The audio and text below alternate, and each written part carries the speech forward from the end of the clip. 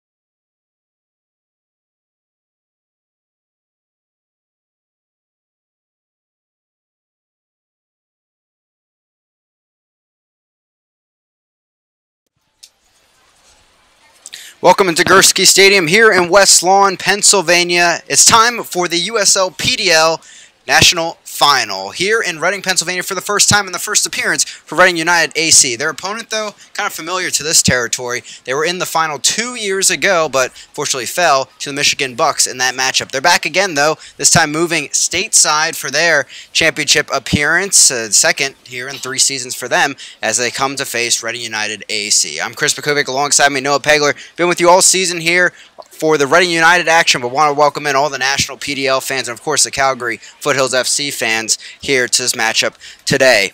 Beautiful night, Noah. Great atmosphere here. A little humid, but that's really the downside to this packed crowd here tonight. It is a very good opportunity for Reading United to finally get to this far, and it is a great crowd here tonight. And as we see, but this should be an exciting one. Both teams have been able to go deep so far, and this is what it's all about, the one chance to play for the national championship here tonight. Yeah, 2 teams that had their fair share of eventful playoff runs to this point, with the Western Conference champions, Calgary Foothills FC, coming in to face the Eastern Conference champions in Reading United AC. Of course, on that road to this point, a lot of goals being scored overall. The one thing we do want to point out, and we'll be talking about this a lot tonight, the great defense of the Calgary Foothills FC, which has continued into the playoffs, haven't given up a goal in their last 6 matches. They've done really well so far, and they plan to continue that tonight, only giving up like less than double-digit goals in the season. Reading was the same way, so both teams have been able to shut down their opposing teams, and now if one of these teams wants to come out on top, they've got to score goals tonight. Yeah, that's one thing Reading United had to do in the Eastern Conference playoffs, get 6 goals over the 2-day span, but it was just a 1-0 result that got them the semifinal win over the Villages SC in extra time, a goal coming from Kieran Roberts. Yeah, Kieran Roberts, who has done well so far, is coming off the bench. I've called him the difference maker, and right now he is one reason why Reading was able to get into this game, and also because of the red card late in that matchup, too, as the Village SC had to play with 10 men. It was also a 1-0 win, but in a regulation, for Calgary Foothills FC, 1-0 over FC Chicago United in front of a 1,200-person crowd there in Calgary. Really impressive support from the locals up there, and a goal coming from Ali Musi. Of course, something familiar to him. That was his 6th of the season. An assist coming from Moses Danto. Unfortunately, Danto not able to make the trip here to Reading for today's matchup, so a key loss in that department, but they combined for that 1 goal in the game. It's definitely a tough loss for Calgary to be missing their top goal scorer, and that's at least an advantage for Reading, but also the way that Calgary's been able to score goals this year, that they got to press early to get at this Reading United team, because that is one thing that Reading has struggled with. When a team comes out swinging early against them, they'll struggle a bit. Yeah, a team kind of similar to the Villages SC, quick up top, and they're not afraid to put the pressure on. Taking a look at the 2 divisions they have come from, of course, Reading United in the Mid-Atlantic Division, a tight division this past season. Top 2 teams in the division ended up facing each other for the Eastern Conference Final. On the other side, Calgary Foothills FC really took care of business in the Northwest. Yeah, Calgary, of course, took care of their division, especially over the Seattle Sounders U23 team. And then, meanwhile, Reading, of course, they have teams that always are part of the playoff runs. I mean, New York Red Bull U23, who have definitely gotten a lot of championship runs under their sleeve. The Long Island Rough Riders, of course, coming over to this division this year, definitely put a lot more pressure in that division for competition. And then, of course, Ocean City, who didn't do as well this year, of course, because of all the competition in that division. But now it's good to see how both of these teams leading their divisions and then able to make those deep playoff runs. But it all ends here tonight. Yeah, Reading, luckily for them, have hosted all through the playoffs. You look at a team like Calgary, they only hosted their semifinal. They had to go on the road for the Western Conference playoffs. So credit to them for sticking to their same motions and not giving up any goals, too, on the road for those playoffs. Well, they'll have to continue that same run tonight for Calgary to come out here on the road in West Lawn, Pennsylvania, against a full crowd here. Yeah. And that is the one difference. And Reading will have to take every opportunity if they want to win this game. They got everything on their side. All they got to do is able to put it on the field. Let's take a look at this team comparison between the 2 sides. Obviously, 2 teams, they're familiar with winning all season. Calgary, too, in the second half here of this 2018 season. Just one loss on the Calgary schedule overall as we take a look at the two matchups. Of course, Reading United still unblemished this deep into 2018. Now they're at the final. Last chance to lose for them. Well, I mean, they've definitely done well up to this point, and you got to give a lot of credit to the defense, Bennett Strutz and goalie, all the players around, and of course the coach Alan McCann, who has made all the right decisions to get them to this point. And then Calgary Foothills, I mean, only one defeat, so right now they're two big giants in this soccer league this year, and as we see, they're very similar. So this is going to be an exciting matchup. Yeah, and I was talking with some PDL officials before this matchup, and kind of one thing Reading could be worried about in this is the high press of Calgary Foothills FC. That was something we saw the Villages SC really shut down the Reading possession and offense last week with. Well, of course, because Reading's offense runs right through the defense. They like to control the ball, and obviously the high press was putting a lot of pressure. It was keeping Malloy in the back, and that really cut off this Reading United offense. And then the Village FC, of course, they were unable to get anything going, like a goal in the back of the net, of course. But that is one thing that Calgary have to keep in mind if they want to get a goal tonight. Yeah, it could be a tough defensive battle, and that's what we saw in both of these semifinal matchups. Two great goalkeepers last week in Reading, too, and that's what we're going to have tonight, of course, as we take a look at Carducci and, on the other side, Strutz. Two excellent goalkeepers, and, of course, Carducci this week being announced as the PDL Golden Glove winner. But definitely, this is a key matchup. Like, it's almost like the Golden State Warriors and Cleveland Cavaliers. All the stars are in this game. It's very exciting because all the star talent on both of these sides, so it's going to be very exciting, and honestly, anything can happen tonight in this matchup.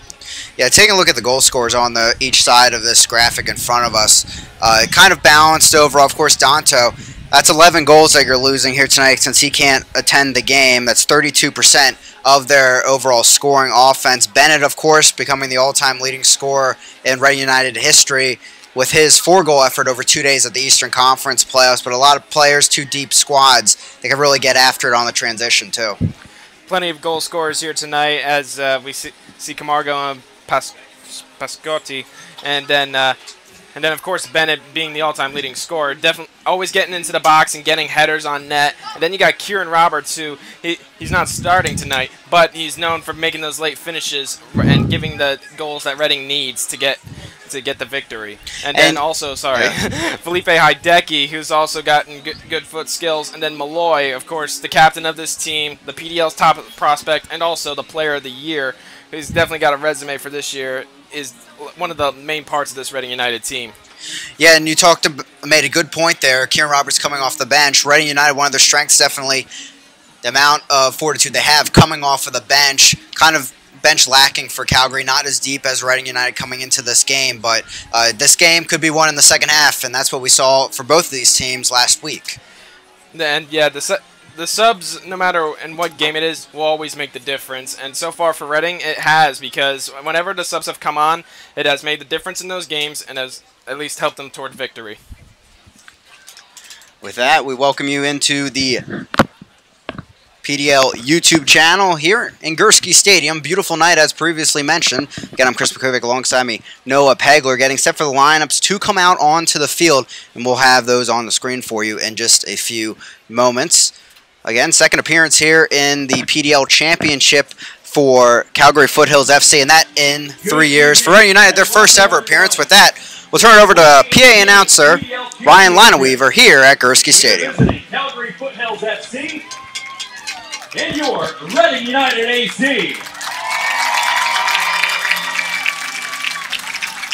Have a visiting lineup for the visiting Foothills. Starting in net number 1, Marco Carducci. On defense, number 2, Dean Northover. On defense, number 22, Chris Serban. On defense, number 4, Dominic Zator. On defense, number 20, Jonathan Wielden. At midfield, number 14, Elijah Adakupi. At midfield, number 8, Bruno Zebi. At midfield, number 7, Carlos Patino. At midfield, number 11, Ali Nusi. At midfield, number 19, Willie Accio. And at forward, number 12, Nico Pasquale. Calgary is coached by Tommy Wilden Jr.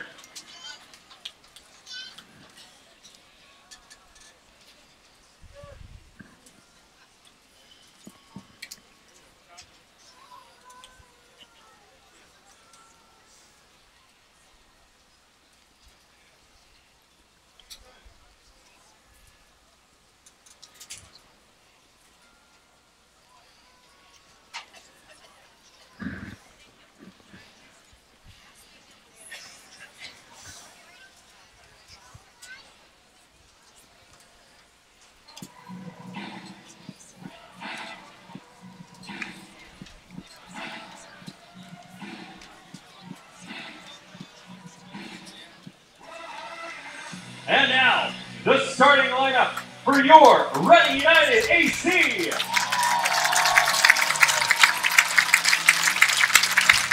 Starting on defense, number 12, Rob Campbell. On defense, number 15, Lamin Gante. On defense, number 20, Kamal Miller. On defense, number 4, Dawson McCartney. At midfield, number 8, Zach Zandy. At midfield, number 10, Felipe Hideki. At midfield, number 21, Khalil El-Medkar. At midfield, number 11, Izana Kase. At forward, number 9, Corey Bennett.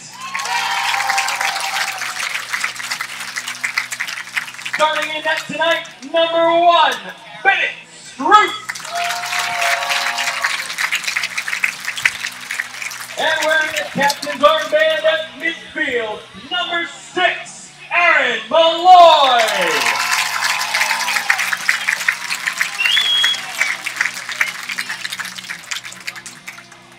Reading is coached by head coach Ellen McCann, assistant coaches Chris Tadley and Shane Healy.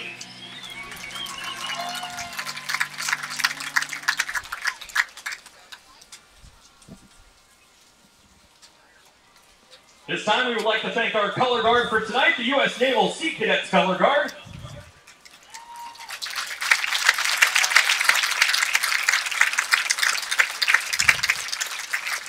And at this time, if everyone will please rise and remove your caps, we would like to welcome a 2018 Exeter High School graduate, Christian Sorusky. Christian will be attending Lebanon Valley College this fall. She was recently awarded the Reading Music Teachers Association Helen Smith Scholarship. So please stay standing for the Canadian National Anthem.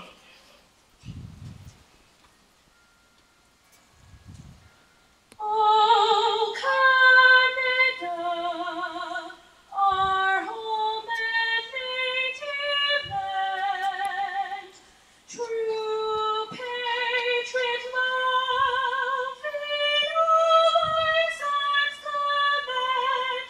With glowing hearts we see thee rise, the true north strong and free. From far and wide, oh Canada, we stand on guard for thee. God keep our land glorious and free. Oh Canada, we stand on guard for thee. Oh Canada, we stand on guard for thee.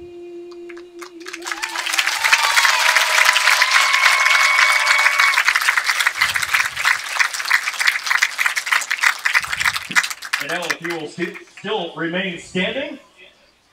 Now, please welcome, here to sing the United States National Anthem, our members of the hometown Wilson High School Select Choir. Abby White is a 2018 graduate of Wilson High School and will be attending Wellesley College this fall. Claire Carpenter is also a 2018 graduate and will be attending the University of Pittsburgh. And also with them is high school senior Matt Kidd.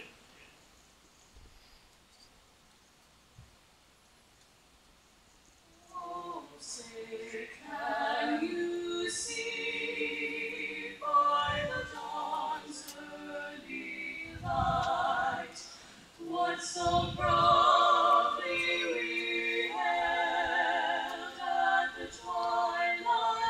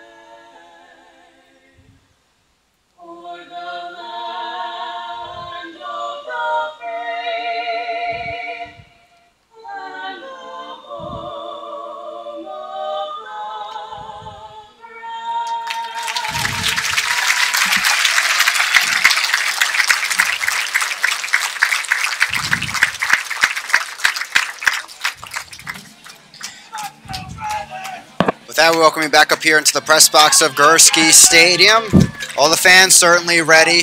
Great packed crowd here. Didn't know if they could top last week, but boy, they did. Good to see some Calgary fans here making the trip out too, along with the East End Army of Bethlehem Steel FC. Taking a look at the formations for both sides now as we head into the matchup.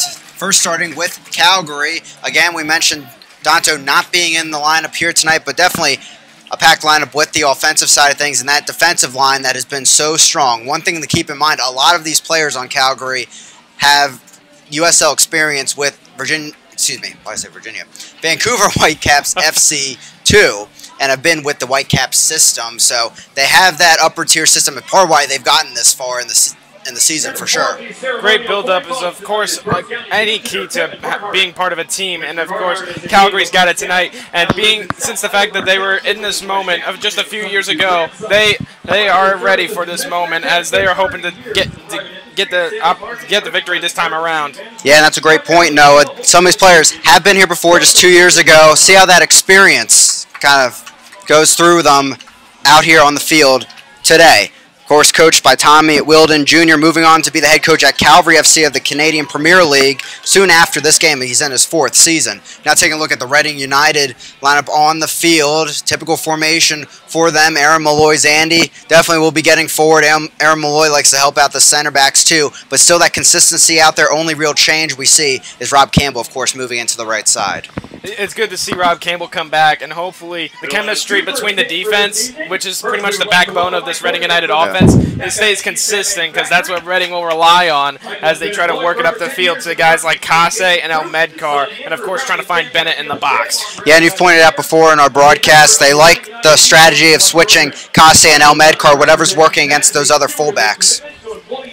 They've definitely applied pressure, and then, and as we mentioned, they have switched sides at one point during the first half, and then, of course, Kase showing off his foot skills, and then El Medkar able to beat defenders, and then also Felipe Hideki in the middle, who's been able to make runs across the middle, find open space, and try to get a shot on goal.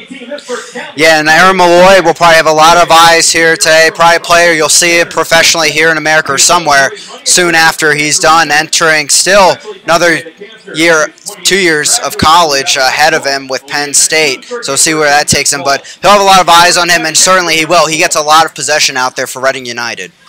He's definitely like the main guy to go to through the offense, able to find passes, able to take long shots out, as we called it the Malloy shot here at Reading United. And also, but also with Malloy, you got Zach Zandy out there, who's really come along this season. Didn't get much opportunities in the beginning, but as of late in the season, he's finally gotten to the starting position. Yeah, Reading head coach Alan McCann interviewed this week by the PDL, and he said, well, we're kind of some sleeper players have been great this season. Strutz, of course, with some of his great saves inside the goal, but also Zach Zandy, his work rate in practice he mentioned, and really his ability on the field. And he gets overshadowed a little bit by Malloy on this Reading team, but a fantastic player out of Villanova. I also want to say one thing about Strutz. He made an amazing save last game against the Village SC, which was pretty much the one reason why the Village SC were not able to get anything, get any goals in that game, because of that one save. And honestly, that would have gone in if just one misstep by Strutz. So he's definitely a key factor in this game. But also Carducci on the other side for Calgary Foothills, seeing how he's a skilled goalkeeper. Yeah. But all the pieces are right for both of these teams. The only thing that matters now is who comes out on top in these next 90 minutes. Yeah, and leading Reading here into this game, Alan McCann, his first season, he's the PDL Coach of the Year, has been really coming out of nowhere, people think, but was an assistant coach under Stephen Hogan the last few years and has really excelled with this group, with a lot of players from last year, and they've clicked the right ways here as we move through the season. It'll be Corey Bennett standing over the ball. Reading will have the opening possession here at Gursky Stadium. Fans still filing in, trying to find their seats, but we're underway in the PDL final as the crowds continue to swell here. Headed out, and Reading will have it in Calgary territory. Reading United perfect at home, whether in the postseason or the regular season. 10-0 overall. No losses, no draws here in the friendly confines of Gursky Stadium. So definitely home field advantage is definitely key for Reading in this game. Bennett brought down, and we have the first whistle and foul of this contest. He's an affiliate of the Philadelphia Union, Sons of Ben, East End Army from Bethlehem Steel, here in attendance. And Philadelphia Union playing in Portland tonight at 11 p.m., so plenty of time to get back home if they want to tune into that match on the West Coast. As Strutz will wind it around over to Kamal Miller. And here's this high press from Calgary we thought we might see. Bennett coming back to help. Hideki, a quick slip on the turf, and the pass is intercepted by Calgary. Turnovers like that you got to be careful of, because that's what cost Reading so many opportunities in their last game. Pasquale loses that out of play.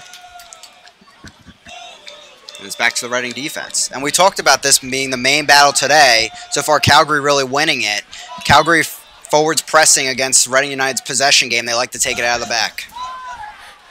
Malloy goes down already, and here comes a whistle coming back to it.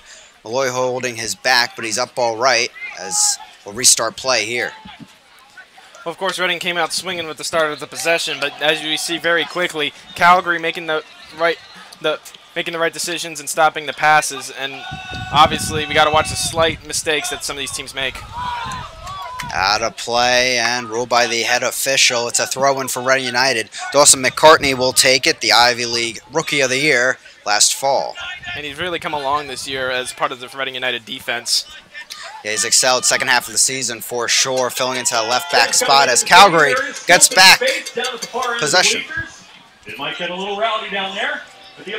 Bennett back heel, Hideki coming in, loses it initially over to Bennett on the far side. Kase was inside the box, but it's swept away by the Calgary defense. And as we see, not like in their last game, Reading already finding the momentum. It almost took them like 20 minutes to finally get that momentum going in the semifinal last week. Miller looking left side. There's McCartney. He keeps it in play. Knocked out again. Another throw-in for Reading United. Pasquale providing the pressure there. Deflected away. Calgary Foothills have possession. Akio trying to keep it away from Conte. He gets it up to Bennett. Kase loses it there. Too heavy of a touch.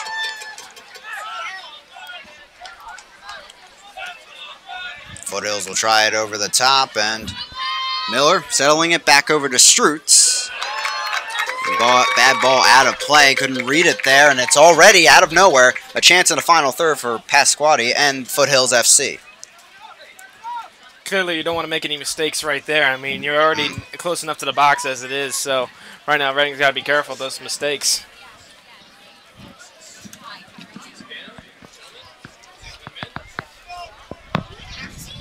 Here comes the long throw-in.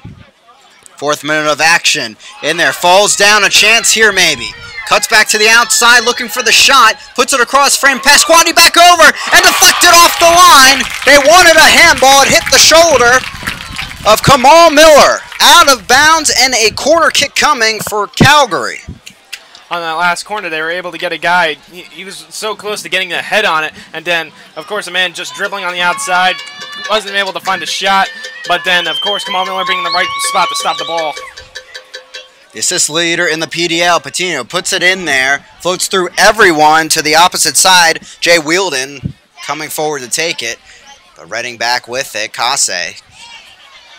First real chance of the match going to Calgary Foothills. But here comes Reading United the other way. Ball over the top. Corey Bennett running in. The offsides flag is up. Far side official. And that will pause the action. It's a good response by Reading to take that corner and then try to drive it all the way down the field. But of course, the offsides will make a difference. But it's good for Reading to see that they were able to come out swinging early, and that will help them along in this game. Yeah, bouncing back from that real chance there for Pasquale and Calgary. Patino settling under it. Little knock from behind from Malloy. Play continues. Work it back over to Miller. Syracuse defender steps forward. Looking for some help. He likes to do this occasionally. Comes all the way up from the back. Brought down from behind. No call from the referee as play continues. Both teams wanting some fouls there in the last minute of play, but referee holding back his whistle here early on. Pretty good by Miller to take that opportunity and just dribble upfield. He was able to fake a guy out to make him go to the left and was able to create open space and just able to dribble right down the field. Yeah, just couldn't find any help in the end. Corey Bennett was smothered, really. by some Calgary defenders. Yeah, right now Calgary recognizes that Corey Bennett is the guy to go to in the box when trying to get all these goals. And right now Reading will have, if they can't get to Bennett, they're going to have to get to somebody else, maybe like Hideki or even Zandy. And Corey Bennett's not the biggest guy out there, but one thing he's good at, holding up the ball. They like to use that skill for sure. As Zach Zandy making some spin moves, he'll get it up over to Kase. Kase trying to hold on. Advantage was played, but being brought back by the head official. It's a free kick won by Reading United AC. Reading United free kick sponsored by DECA and East Penn Manufacturing. Malloy and Zandy standing over it. Zandy will make way for Malloy as McCartney comes over. 7th minute of action here in Gursky Stadium. 0-0 between Calgary Foothills FC and Reading United AC battling for the PDL championship today. Ball over the top by Malloy. He was targeting Kase, but headed away in the end. Rob Campbell all the way up to the midfield. Come on, Miller. Back over to Strutz. On that last corner, I mean, it was definitely right at Kase, but it wasn't high enough, and it landed right at the defender. McCartney, the left back, making a long run against Northover. The right back will clear it out of play, and it's a throw-in for Reading United.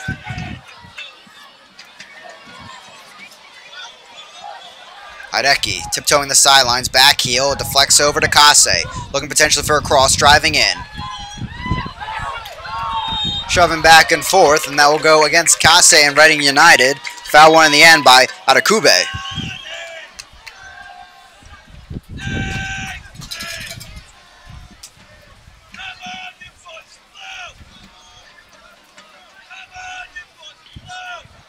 Referee dictating things early on as we move into the 8th minute of action. Looks like they'll bring up Carducci here for the free kick. .48 GAA during the regular season.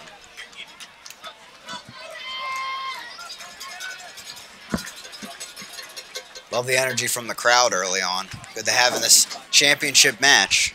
No, yeah, everything here tonight has a championship vibe. The people here, the excitement that it brings. So this is a great opportunity for Reading United here to host this PDL national title game. Contact there. And they'll bring the ball the other way as the referee trying to get tab on things early on. Foul drawn in the end by Zebi as play restarts.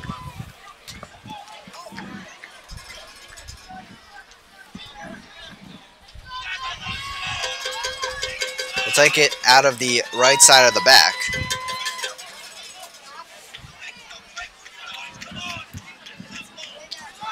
Ball barely stays in play, but does with Kase. Moving centrally over to El Medcar. Malloy looking to the right side to find some room with Rob Campbell.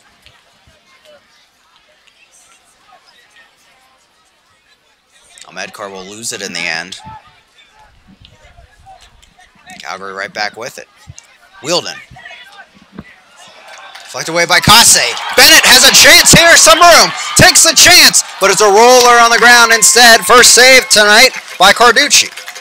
It was good that Kase was not, he didn't give up on the ball. He applied pressure and is able to steal it away. And then, of course, Bennett just having the wide open space between the two defenders, but was just unable to get a powerful shot enough to get past Carducci.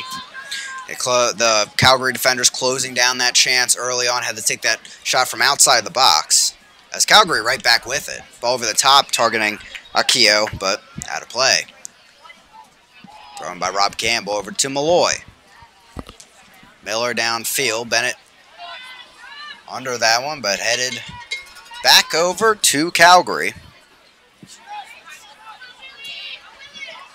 Malloy header back over to Rob Campbell, but can't get there in time. And it's a throw in here, deep in Reading territory for Calgary.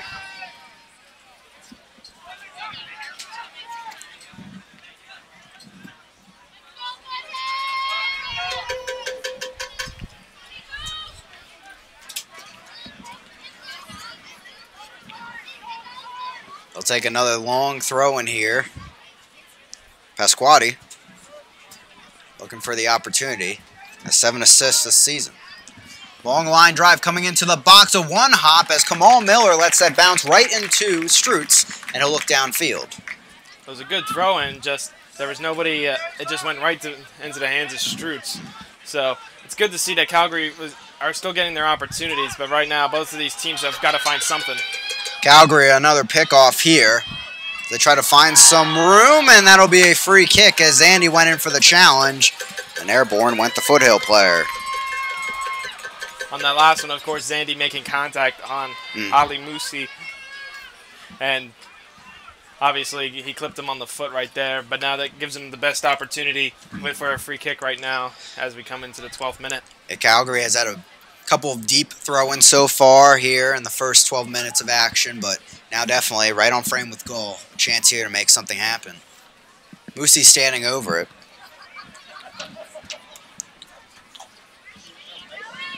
Four-man wall for Reading United in front of him. He'll take it in the end. A bender there. Strutz can't get rid of it. And there, the first goal of the PDL Championship goes the way of Calgary. 1-0. Well, it was a good free kick. They were able to get it over the wall, right into the corner, and then Strutz got a hand on it, but of course heading off right off the crossbar. There's only so much you could do as a goalie trying to get it out. Here's some foot soldiers cheering, as I'm sure back the Foothills are singing after that goal. A brilliant start here on the road for Calgary. Definitely a brilliant start, and that's a good way to respond. As they've been, as a few years ago, they were in this exact moment, and now here they are leading at West Lawn, Pennsylvania, in the same exact game. So Musi strikes for another game, had a goal in the PDL semifinal, and now again in the final. His 7th overall here in 2018 for Foothills FC. Here in the 13th minute, 1-0 Calgary Foothills FC. It's been a quick, high-paced battle so far as Malloy gets away from 3 defenders. Zandy looking for some help. Fine Bennett lays it off to Hideki, but a bit too hard as Calgary find that chemistry early on, and this is what Reading is potentially afraid of, that high press, getting the ball back so early, and really, Reading can't get anything going offensively right now in possession. Well, on that last opportunity, they just suddenly just swarmed on Malloy, and they're shutting down everything, and then also the passes. Reading's got to make the right passes if they want to get something going. Bennett over to Kase. Hideki, left side into the box. Knocked away from the ball, Northover down. Deflected, and a corner kick for Reading United AC. Reading United corner, sponsored by First Year Halfway Home Services. It'll be Zach Zandy taking that opportunity. Reading Eagles Reader's Choice for the best realtor company. Go to readingeagle.com/readers-choice.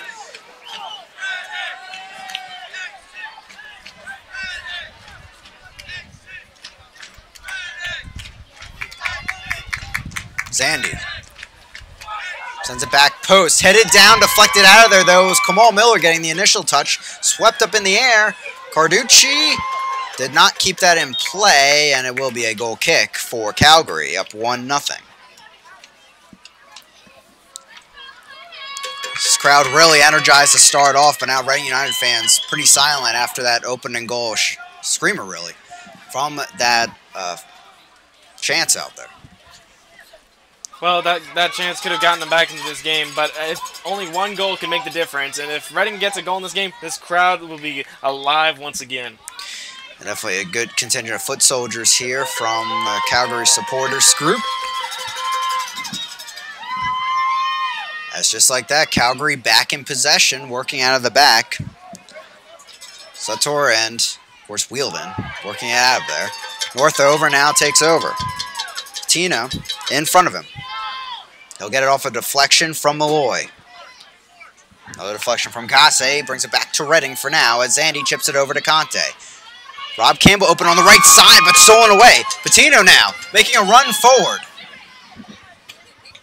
Settle it back, though, and allow some teammates to come up the field. Ball out of play, though. Throw-in for Reading United AC. Right there is another turnover by the defense. Like as Conte clearly didn't see the guy right in front of him, but good thing Reading was able to get out of it. Ball over the top. Hideki will hold it up for his teammates. Cutting inside, back out. Deflected away, but out of play in the ruling. A goal kick back to Calgary.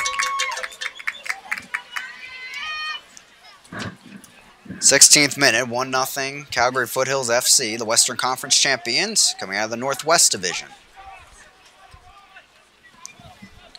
Calgary, that their 35th goal overall here in 2018. They're averaging about 2 per game.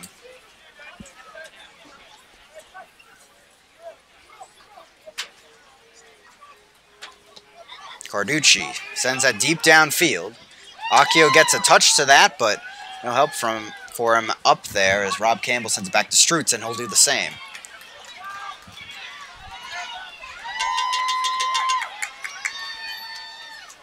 Bennett knocks back to Hideki, but didn't see it coming.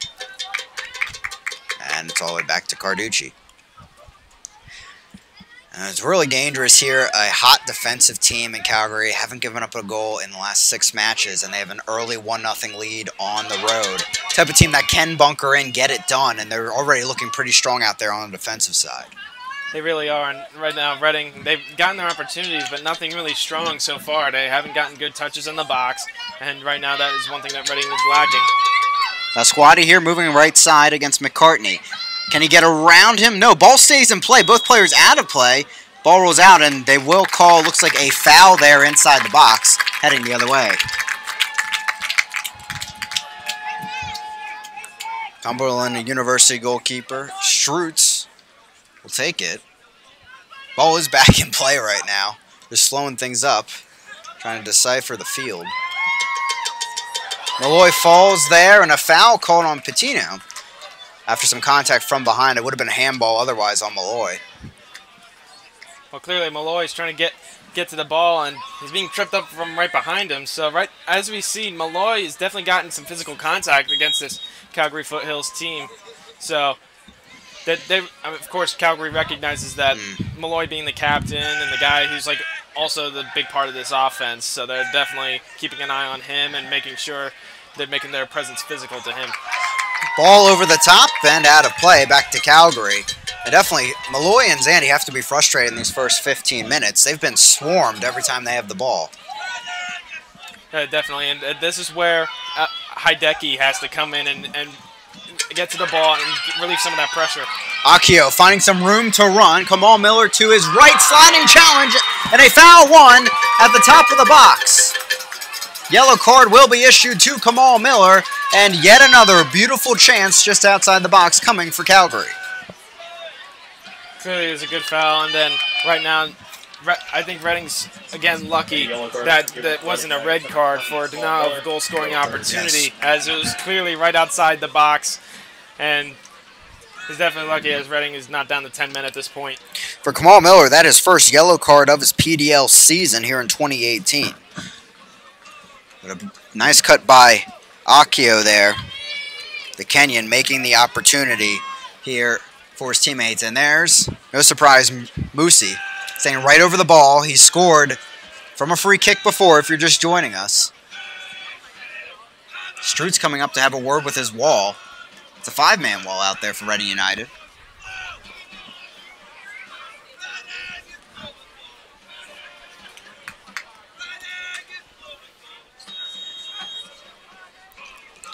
Musi again, brilliant diving save to his right for Strutz. Ball still dangerous. Headed down, still in the box, but swept away by Rob Campbell.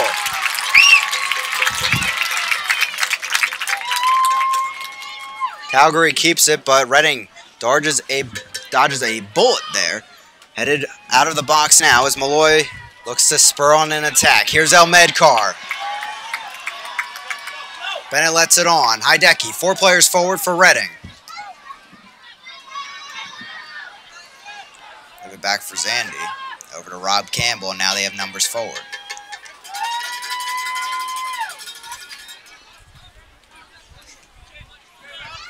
McCartney.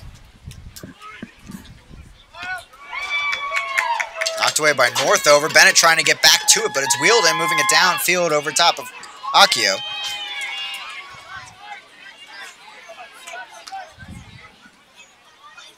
Zandy. Smothered quickly by Patino. Rob Campbell couldn't get the final touch there.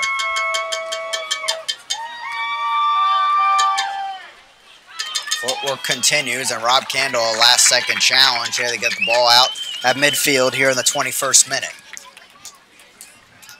Reading, of course, they've been able to get control possession past the 50-yard line, but then once you get like more near that offensive third, things start to fall apart, and that's where this Calgary Foothills defense starts stepping up. Yeah, Bennett didn't see it there, but a wide open run by Hideki cutting through 2 defenders. He would have been on goal. Ball over the top, run by Pasquati. Trying to get out of there is Miller, barely keeps it in play over to McCartney. Kase, little touch over, brought down, foul called against Calgary, free kick near the Reading bench.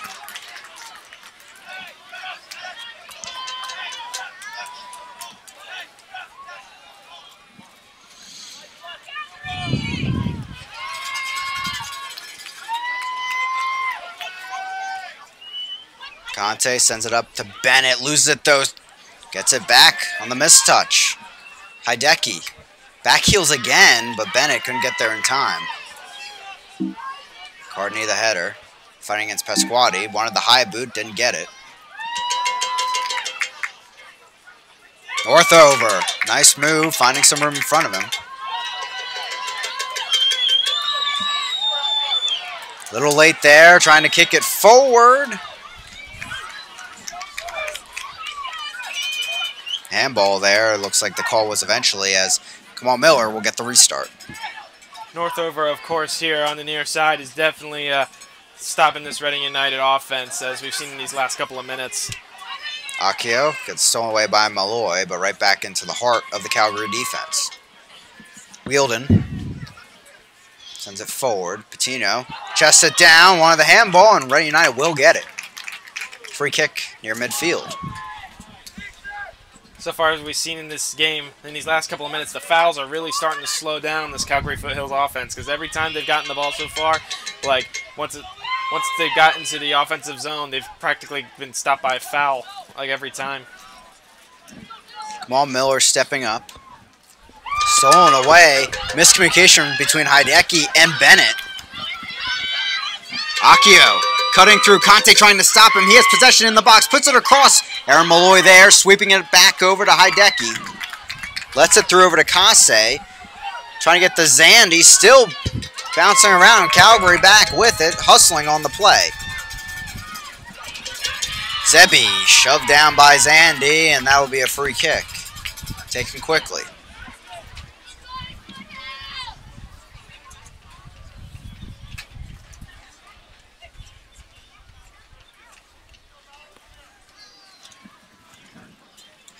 Malloy there. No Calgary players in the area. Adekube out of play. And a throw-in coming for Rob Campbell and Reading.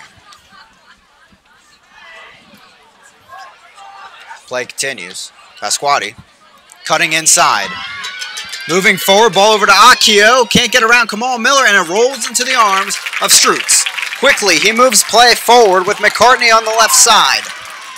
Kase making a run up ahead. Looking for help, chested down, out of play near the Calgary bench. It's a throw-in for Reading United. That was a good chance right there for Calgary Foothills, as the one guy was making the cut on the inside, then he had Akio going to the outside, but it just didn't work out. Here comes Calgary. Patino looking ahead. Akio making the run again on the right side. Ball sent across, but Musi there couldn't get to it. Ball over the top of his head. Throw in for Reading United. But that, in a nutshell, shows you how powerful this transition attack is, too, for Calgary. And as we've seen these last couple of minutes, that the transition attack that you're mentioning is, of course, starting to come to life. And right now, of course, that has to do with the fact that Reading is not making the right passes and started playing a little sloppy. Malloy was not marked there. Went right through the midfield over to Kase. But the ball tackled away by Northover, who's having quite a game so far. He's definitely becoming a solid defender in this matchup. Hideki steals it back over to Kase. Lining into this one. Off the arms in the end of Carducci, trying to make the save. It's a corner kick for Reading United, their second of the match. Kase, of course, has found a good way to wake up this crowd here. And luckily for Calgary Foothills, that deflection saved by Carducci didn't go right into the net. That's what the fans were hoping, a big gasp there in the Gursky Stadium. But instead, Zandy will have a corner kick, goes the short route. Hideki tries to cross, gets it deflected away. Out of play, and another corner kick coming for Reading United. Now their third of the match. 26th minute, 1-0 Calgary on the Moosey goal on a free kick. Zach Zandy once again over the ball.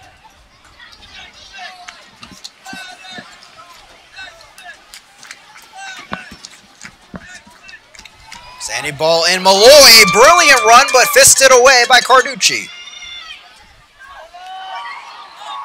All the way back to midfield with Rob Campbell. Hideki. Campbell making the run. Marked by Patino.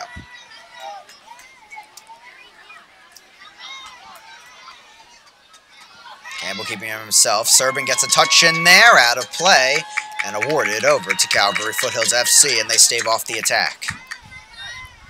So far for Reading, that was probably their best opportunity as they were able to continue their attack after that last corner. But right now, they've gotten the opportunities. They just have not been able to get good touches in the box so far. It was a nice set play there off the corner. Malloy had a great run at the ball. It's probably 3 inches lower. He probably at least gets a touch in there on frame. Medcar out wide. Kase ball over, floating. No one could get there. Ball clear downfield, out of play, and a throw-in for Reading United.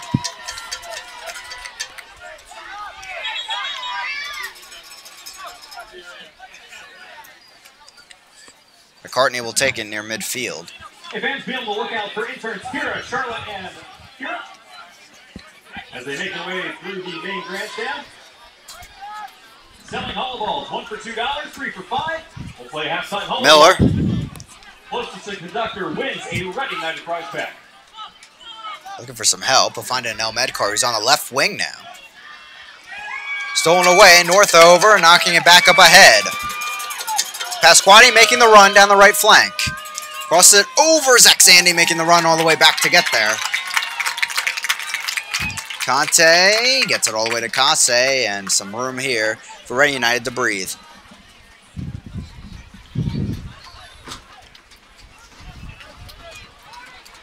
Reading getting some room for that possession game they like right now. Hideki, McCartney. Back over to Miller. Conte. He'll step all the way up with plenty of room.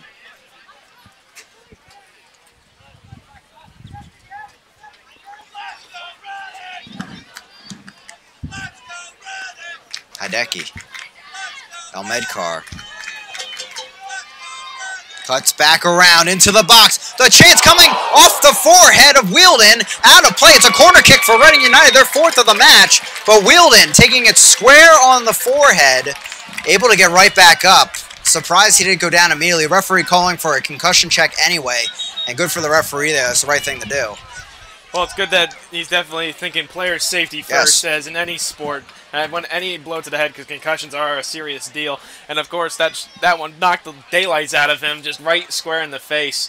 But then, also to go back to this Reading United team, we've noticed that the transition is picked up. I think one thing is because Kase and Medcar switched sides. Again, and it's part of the strategy, because Calgary, of course, getting comfortable with this Reading United offense the way it is, changing it up a bit, of course, has to change things up now, and Reading is able to get something going here. Zandy back over the ball. On the last corner kick, great run by Malloy, wide open for a header, just a little bit too high. So on a big corner kick and set piece opportunity, one of the center backs off the field for Calgary as Wielden will have to come off. It stings, of course, to be down a man in this opportunity, but, of course, it's the rules, it's player safety, so fortunately, you have to abide by them.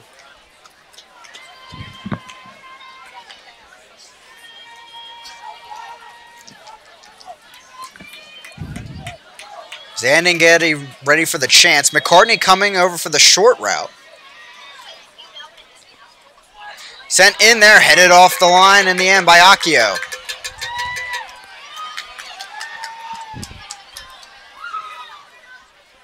Zandy, some room, puts the ball over, but a bit towards the top of the box. Okay, the header, Patino shoved away there, but somehow wins the ball anyway. Musi gets through 2 Reading players. The chance from far out, a roller right into the arms of Strutz. He handles it well. That's something you don't like right there. McCartney and Zandy, I believe, covering Musi, one of the top players, and he went right by them. No real challenges. There's a little bit of miscommunication out there occasionally for Reading. And as we've seen so far a lot in this game, miscommunication has been one thing they're lacking so far. But they've been able to get something going. And then on these crosses, they've gotten them into the box, but this defense by Calgary has just stopped everything that's come their way. Long ball there, scooped up by Carducci, and he'll settle things down with his 1-0 lead. 32nd minute of action here in Gursky Stadium. As Wielden, good to see him back out onto the field. He'll take the ball up and knock it ahead to Akio. Musi misses it there. Zandy and Hideki some room. He'll put it over the top for Kase. Can't get there in time as it's headed away. Wielden will help it back to midfield.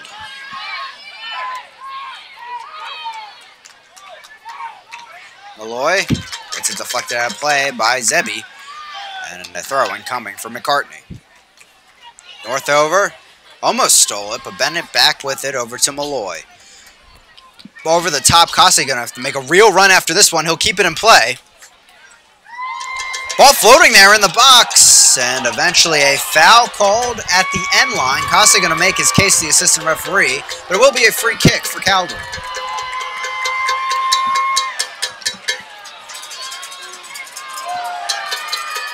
And a yellow card issued in the end to Kase for arguing that call. Clearly the ref just giving him the card because of his disrespectful behavior in some sort of way. And just trying to calm things down. And it's a good thing that it was only just a yellow card. But if that foul didn't occur right there, that would have been a great opportunity to open up space for Kase to get the ball right there. And for Kase, his 3rd yellow card here in PDL play in 2018. As in the end, Carducci will have the free kick, basically a goal kick. Away the header, Hideki, Kase. Deflected off of Elmedkar in the end, still floating there.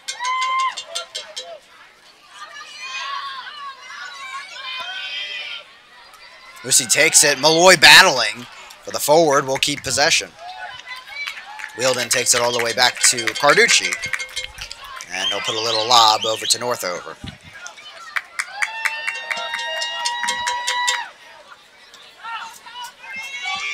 Akio chests it down.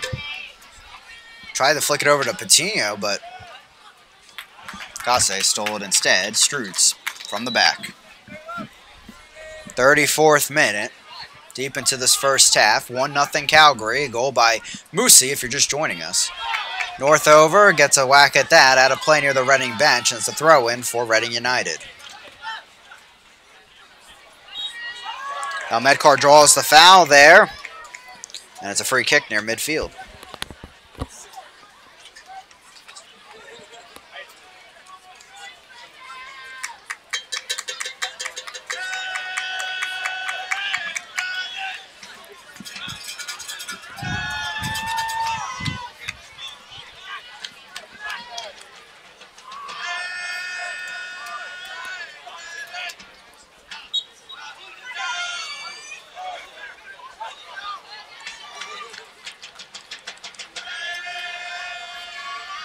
Malloy, Rob Campbell far side.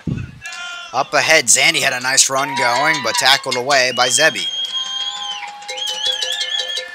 Sator out of play.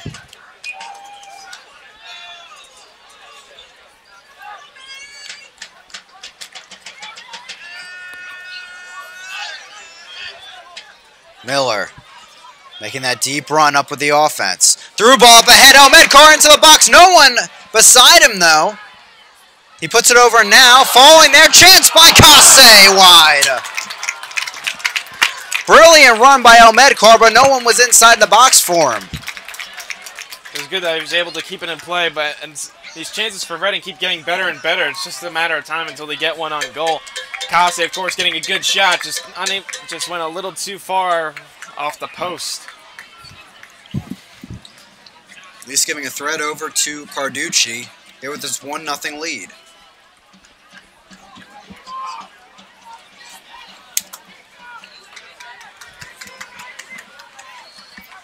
Goal kick for Carducci. He'll send it right over to his center back, Wheeldon.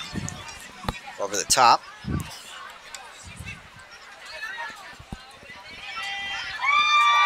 Moosey again fighting through traffic. They'll give the advantage, but the foul also given anyway. Zebi telling the referee, hey, I wanted to continue play there. Yeah, out of all the opportunities, you got to stop them right there, of course, when they're trying to build up something. But then right now we're starting to see the game.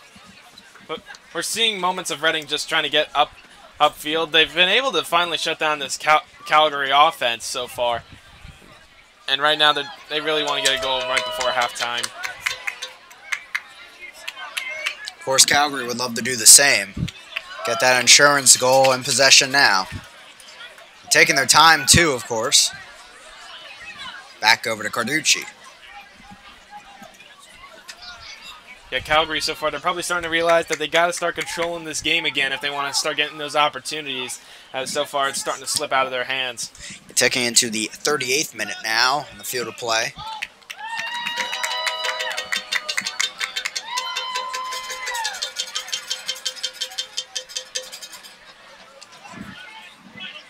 Wheeldon driving into this one downfield. Accio there, headed back by Miller.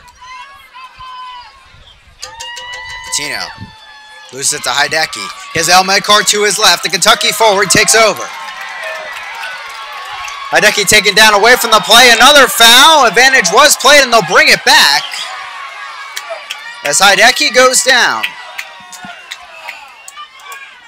Clearly the ref saw something in that tangle up, but then obviously he made the right decision to let them play on, of course, because it was in good momentum. But of course, right now, Calgary's probably got to be a little upset that they called that one back. Yeah. And of course, giving them the momentum when they didn't get the momentum on that last foul. But even so, if play continues there, you probably have a foul right outside the box with Medcar going down. So this is the better of two options for Calgary out there. Well, yeah, the free kick's not as close to the box. Malloy will stand over it. Far side of the box. Out of play, and a goal kick for Calgary.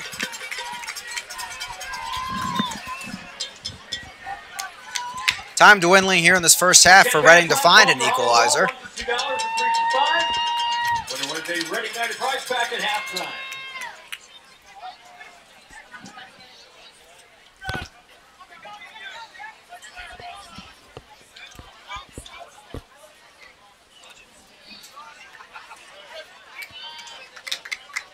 Up and out of play, throw-in for Northover and midfield.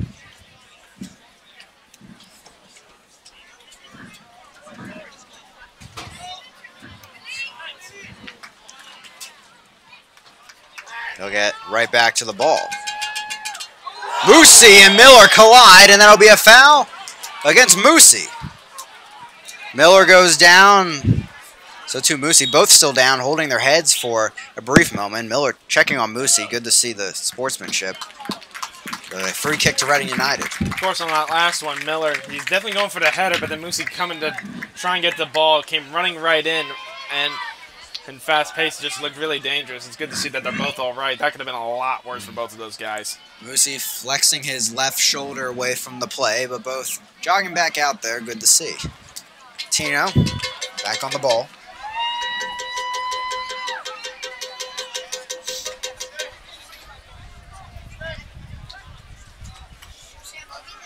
Moosey finding some room.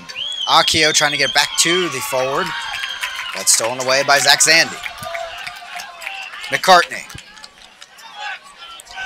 Bennett the header. Ball to Malloy. Up to Kase, overlapping run from Rob Campbell.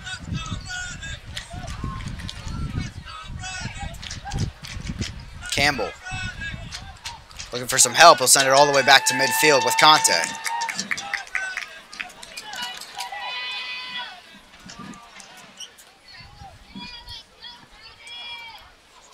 Out of play. throwing for Calgary. 41st minute.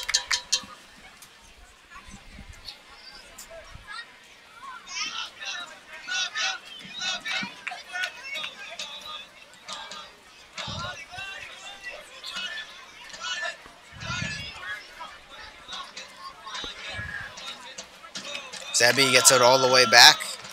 Zutter.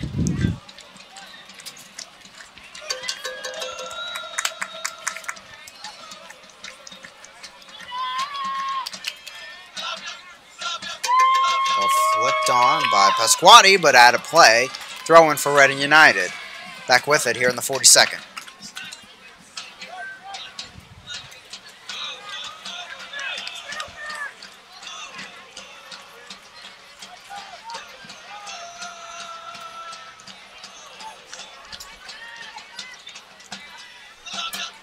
Kase to Bennett.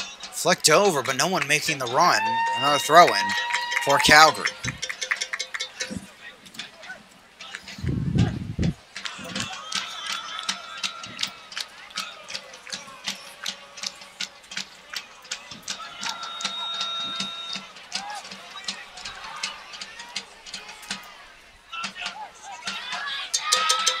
Adekube heads it down.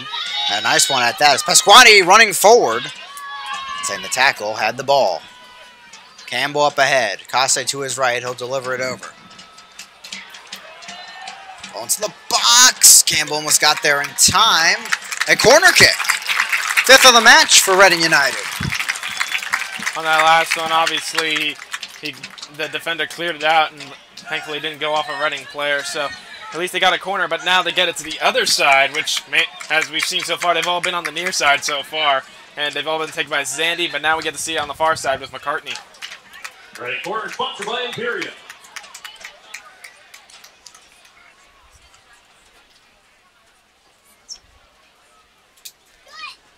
Dawson McCartney into this one. Bending ball in there, headed down off of Kamal Miller there in the end on the deflection. Ball sent ahead, Pasquati, and Rob Campbell will duke it out for this one. Pasquati gets there. 1v1, Conte retreating. The center back there. Pasquati back around, and that will be a foul just outside the box. Another great chance here for Calgary in the 44th. On that last one, Campbell was beat by Pasquati, right there, and then that was Conte, right, who comes in on the foul. And we'll see what happens, as he got another yellow card right now.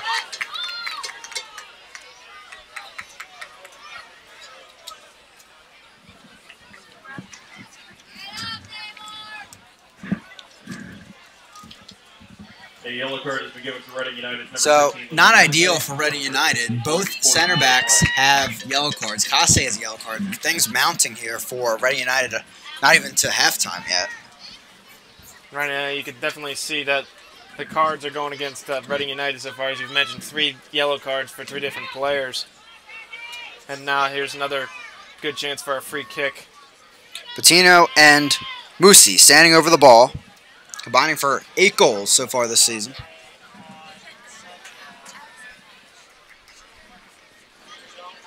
Strutz had a diving save earlier in this half.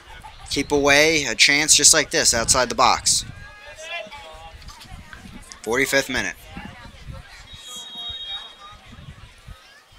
Tino takes it. Knocked off the wall by Malloy. Still rattling around. Malloy will sneak it out the right flank over to Kase. Here comes the speed from Kase, but couldn't keep it away from Serbin. Tino puts it over on the cross, but no one there for Calgary. McCartney will move ahead. Deflection there, stays in play. 2 minutes of stoppage time here in the first half.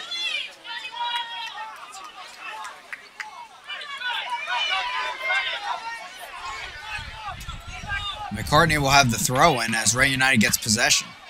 On that last opportunity by Calgary, they were making the right passes, working their way up, giving goes right there. But then, of course, the cross. I mean, there was literally no one in that area. So of course, because everyone was up in that area. So Malloy drives into this one. Hideki into the box. Back heel there. Malloy covered from behind. A free kick on the outside of the box as a yellow card will be issued.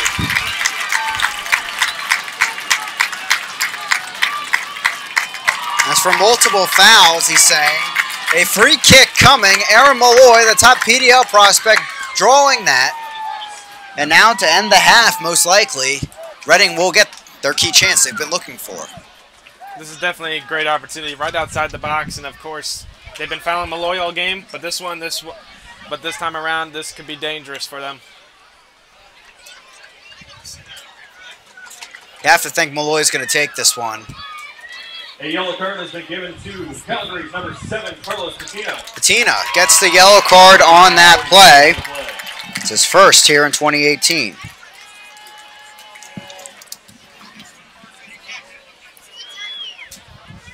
Malloy and McCartney standing over the ball.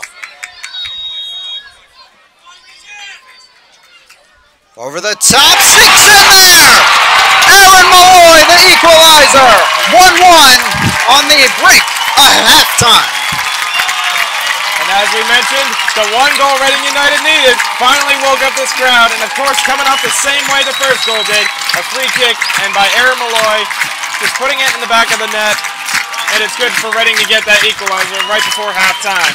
Gets a little help from the crossbar, but if get some energy in these fans for the second half, that'll do it. 1-1 via the goal by Malloy, and that his 5th of the season.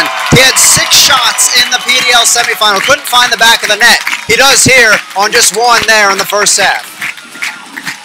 And this is where things are going to start getting interesting. The pressure is building, the fans are getting back into it.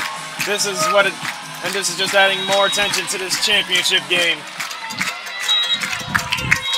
The tip of the ball, and that draws the whistle. At the half, 1-1, Malloy on the brink of the first half gets the goal, and suddenly that changed the story heading into the second half. It definitely changes the story. If they don't get that goal, the crowd is still quiet. Reading's got to be thinking, like, what's not working for them? But that free kick right there is what has got this crowd back into it, and at least gives them some optimism going into this second half, especially with the substitutes most likely coming on. Really amazing, back and forth play, so much going on, quick pace in this first half, but 2 kicks making the difference, 2 set pieces, and the equalizer here from 2 of the arguably best players on the field here tonight, Musi and Malloy getting it done. We'll head to a brief break here on the USL PDL YouTube channel. 1-1 here at the half. We'll be back to talk about the PDL awards given out this week and also to preview the second half action. Join us here. We're tied at the break.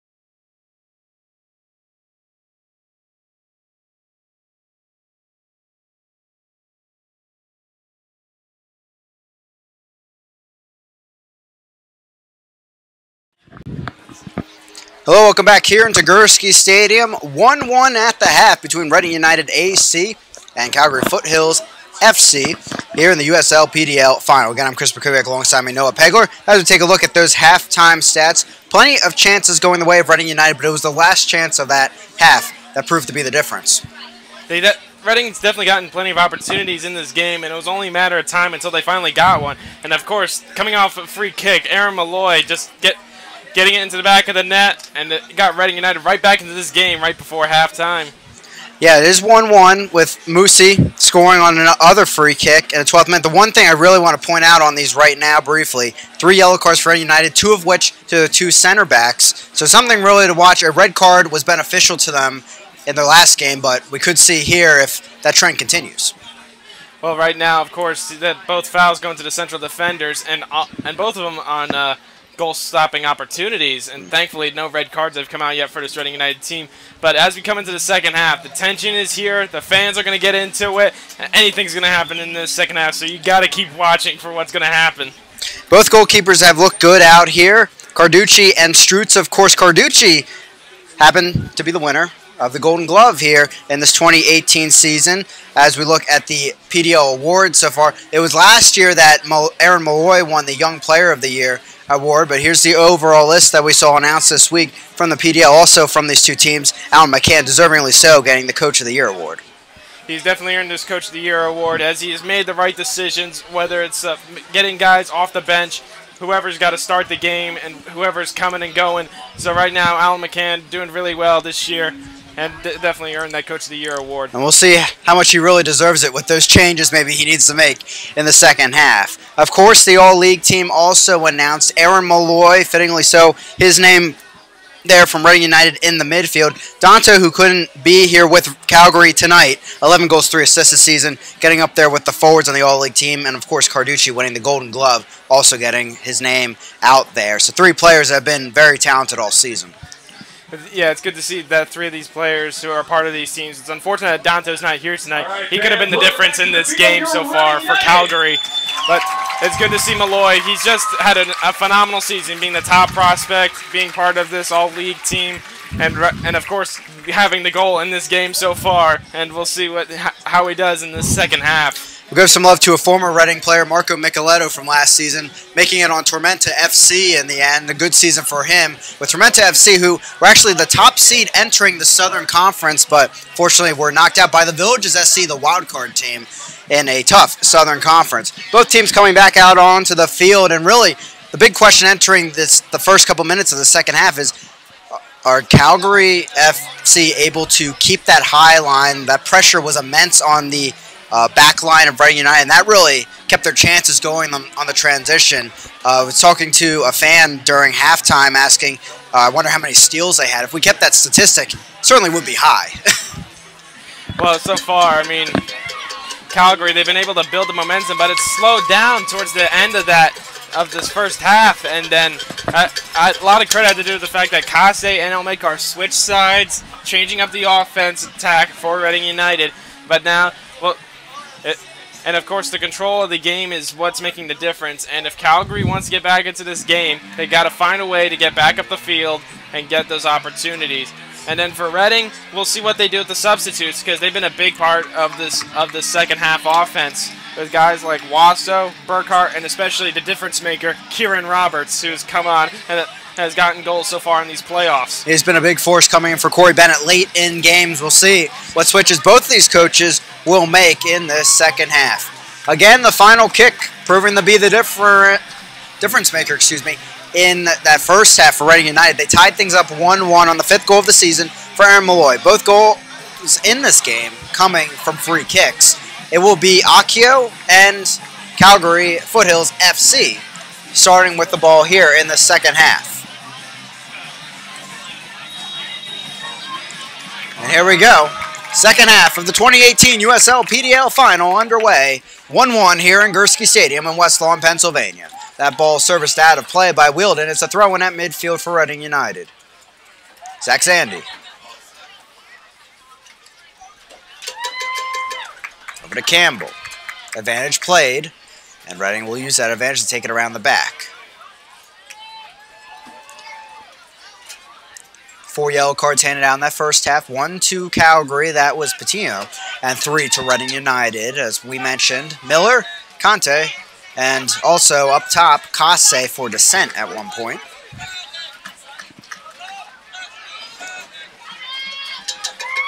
And it falls there, ball back to Zebi and Calgary.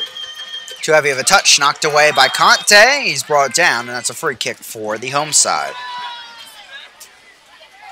Reading United free kick sponsored by Soccer Pulse. Right now, of course, Corey Bennett, he hasn't gotten many opportunities in this game, as Calgary, of course, recognizing that he's the top goal scorer. They really don't want the ball getting to him, so they've really marked him up tight so far in this game. Malloy ball over the top, headed back the other way by Serbin.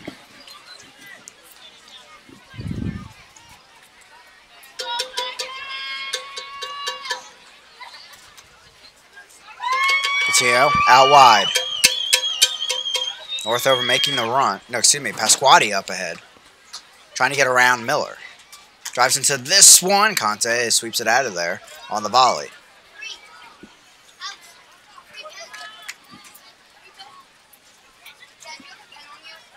Patino falls there. Foul will be called in the end against Reading United, and that's Zach Zandy getting called for the tackle. And it's a free kick just outside the box for Calgary.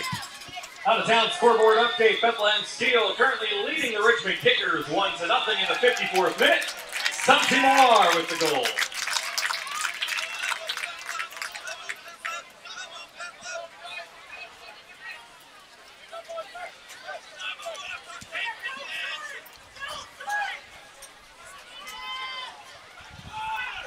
Just a one-man wall out there for Reading United.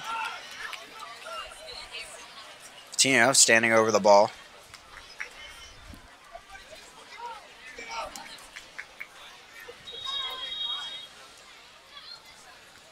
Over the top, dangerous, headed one over, off the crossbar. Still going, Pasquati again, deflected away.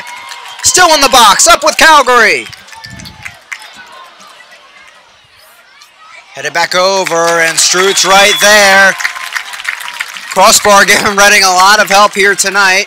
The bounce for the goal by Malloy. Now Reading United back the other way. El Medcar still trying to find some room, brought down, and away from the ball. We continue play.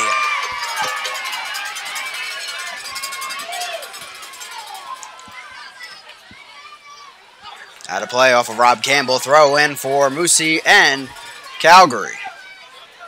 The crossbar definitely was a friend this time for Reading, as that took a lucky deflection off the crossbar. It stayed out of play, and then Malloy, of course, getting a touch on it. And then it was good for Reading to get a good transition going, but clearly I think the ref made the right call, and it was as Reading sold it a little bit on that last flop bit. Another brilliant chance from a set-piece opportunity for Calgary. They'll take it all the way back to Carducci. Put it up ahead. Musi tried to get to it. And offsides the call by the far side of the field. Assistant referee.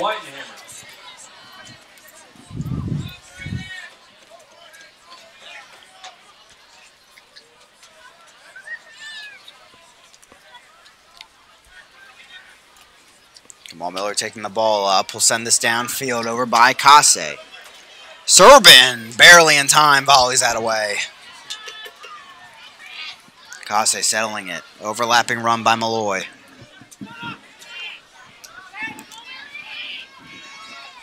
Conte will switch sides of the field over to McCartney. Pasquati putting pressure on. Back over to Kamal Miller. McCartney.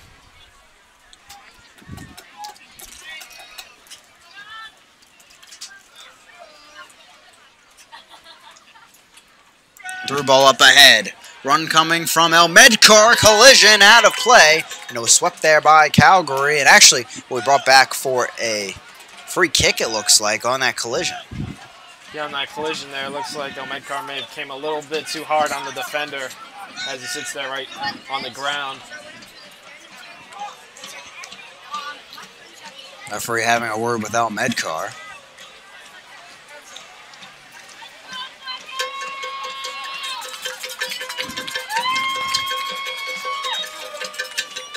Free kick will be taken by Carducci here in the 51st.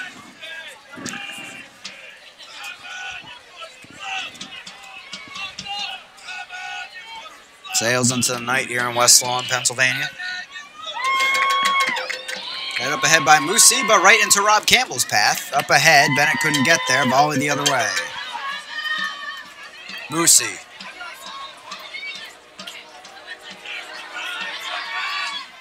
Zebi.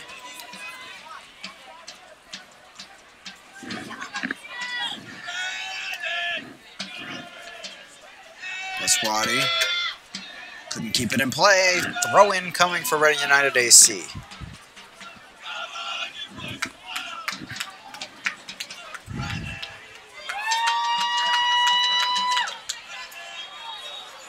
Foul called against Reading. Tydecki there getting called for it, and a free kick in the Reading side of the field for Calgary.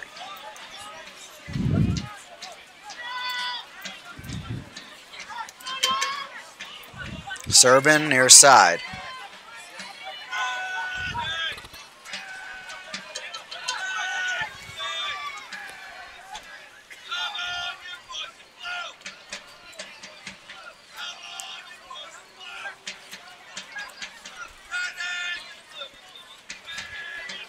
Chested to the right. Now to play, throwing for Reading. Back the other way to Calgary. Both teams feeling things out here in the second half. Still can't break out of the midfield.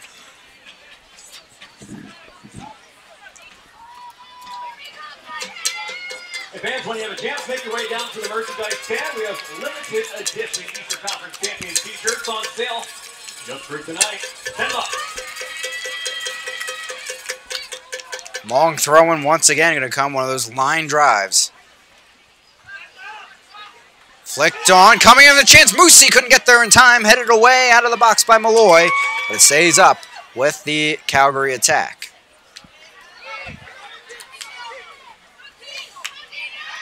Northover takes a whack, deflected away by his own teammate as Malloy will scoop it over to Kase. He'll settle.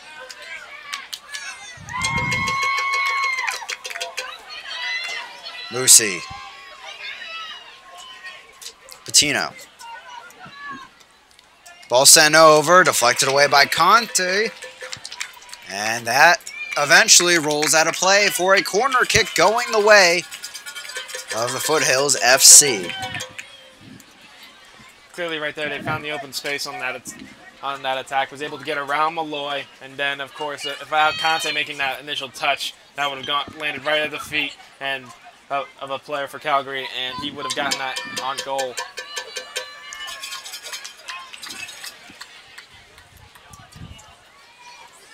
Tied 1-1. Ball sent over everyone. Players fall in the box. No call from the referee. Dashing over to get back possession is Hideki. Keeps away from Zebi for now. Back over to Hideki. He goes down with the touch of a hand. And it's a free kick for Reading United. As we've seen later in this game, they've been starting to pressure Hideki a little more, as they probably recognize that he's more of the offensive attack, at least controlling the ball. And then obviously right there, the ref gave that one to Reading. Reading free kick sponsored by Core BTS.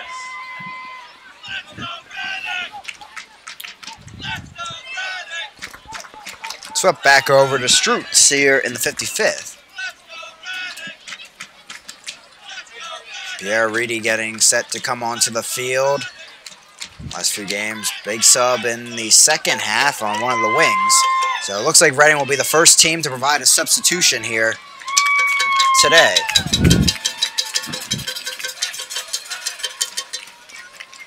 Throw in on the far side for Calgary, right back to Reading. El Medkar loses it there on the volley.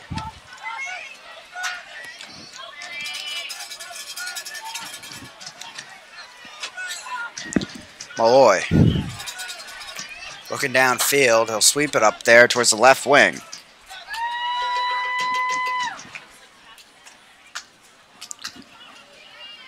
Zandy.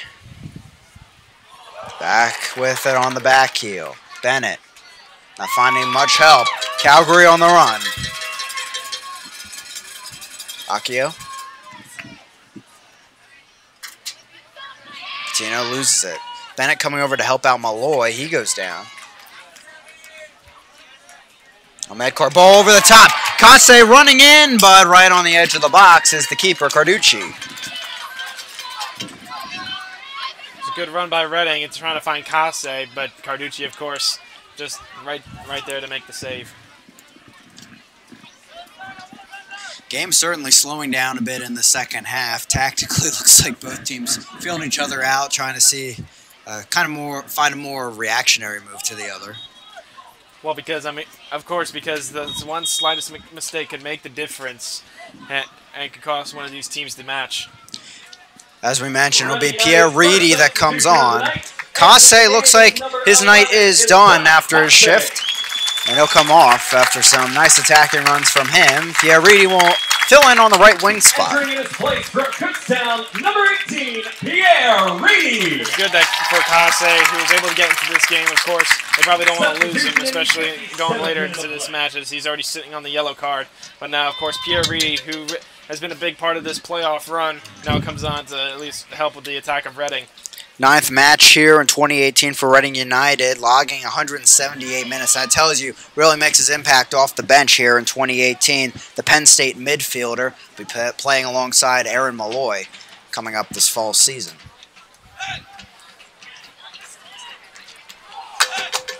Hideki will try to switch sides of the field. Zandy finding some room to run. Musi comes back on defense but can't stop the pass before it gets over to Reedy. Overlapping run from Rob Campbell. He'll settle in looking for a cross. He scoops there. Carducci in there right before the end line, and he scoops it out of the air. It was a good idea by Reading to switch sides of the field and to find Reedy, and was able to find Campbell, but the cross, of course, just goes right into the hands of Carducci. Conti and Reading going all the way from the back. Here's Campbell.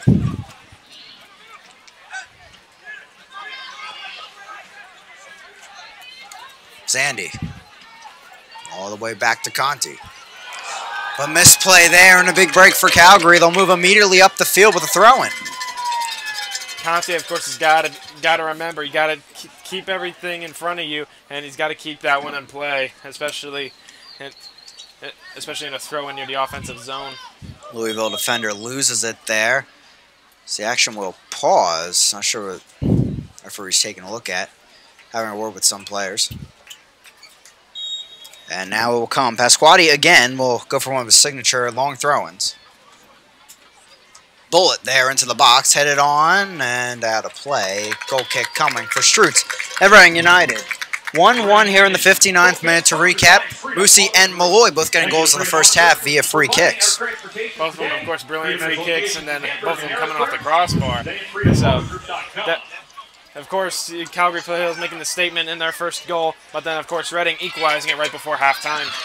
Reedy, nice spin move, tackled away out of bounds by Zebi.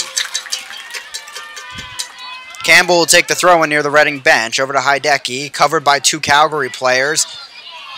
Pasquati, ahead, Patino, covered by Campbell. He's staying with it, shoved off the ball, but back to Pasquati. Akio to his left. Knocked off the ball, possession back with Reading. Referee waves his arms. The play going ahead. Medcar cutting inside. Finds up on Zandy, but the pass a bit too heavy. It's over to Hideki. Malloy. Looking for some help from Reedy. He'll settle with it. Dashing forward around Serbin. Keeps it in play. Medcar. Malloy making a run, looking for a chance. Gets stuck on his foot a bit, couldn't make it. Medcar, chance! Knocked away. Bennett had the header, but a save by Carducci into the turf. It was good work by Malloy and Medcar, keeping the ball alive and then making a good cross. And they're finally able to get that opportunity that Corey Bennett was looking for, but just right into the hands of Carducci. Those are the build-up chances we haven't really seen from Reading in this game. That's a good sign if you're a Reading fan at home.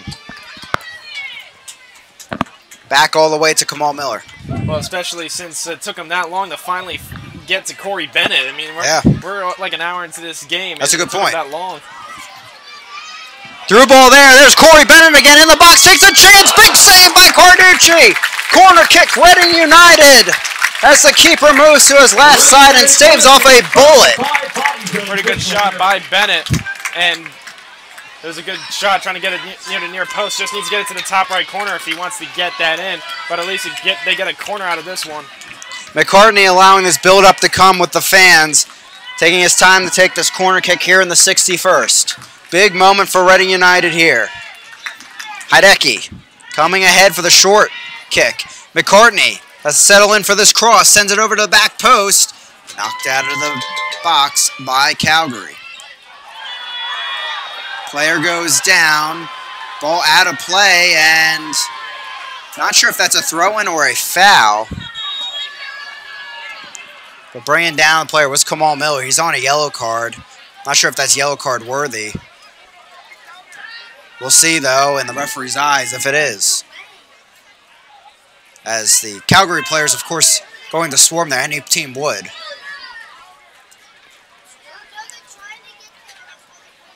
And the referee, not sure what he's going to do, if Miller's coming over to have a word with him or...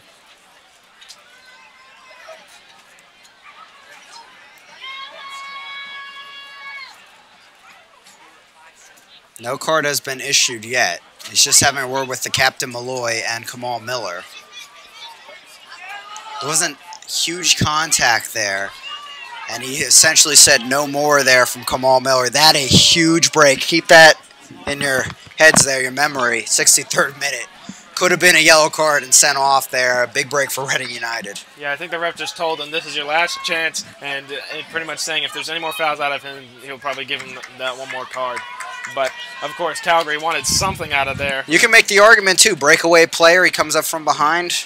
I mean, there's been so many opportunities. So far, that's at least the third time that Reading has stopped the momentum when Calgary's trying to get something going near the goal. But, of course, this one coming at the opposite end. But, of course, Calgary's just frustrated with all these fouls. We mentioned that at halftime, too. A big variable to watch. Not so much what's going on in the field, but in the book of the referee, too. 3 yellow cards out there, 2 to the Reading center backs. And they're going to be in the middle of some touchy action here as we move into the second half further and further. There, another foul given at midfield, and that going to Calgary. Well, of course, both of the players getting their feet tangled up on that last one, and ref just keeps calling the fouls on right now. And then in the last game against the Village SC, that red card in the last minute before extra time, of course, making the difference. Because the Village SC, they were in that fight, and they still stuck with it. But obviously, these cards can make a difference in this game. In the Villages SC, in extra time, had some open looks down a man. Credit to them, we kept saying, for keeping on fighting out there. Ball bounces right over to Strutz and back in possession.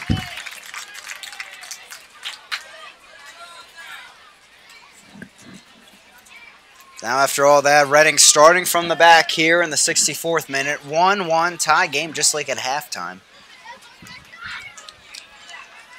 Back heel. Hideki runs onto it. Dashing forward into the box. Sliding challenge. Bennett gets the flick over. Offsides. Flag up on the near side. And that will be brought back, even without that save. So far, it's good that Reading's still getting those opportunities. But, of course, just they need to watch the offsides. And then, as we've seen so far, I mean, not much out of this Calgary Foothills team in a while. It's starting to look like Reading has started to control this game. Of course, I think a lot of that has to go to the substitution of Pierre Reedy. Yeah, you think about the second half, too. Play slows down, tired legs out there. That slow possession is what Reading likes to play at some moments.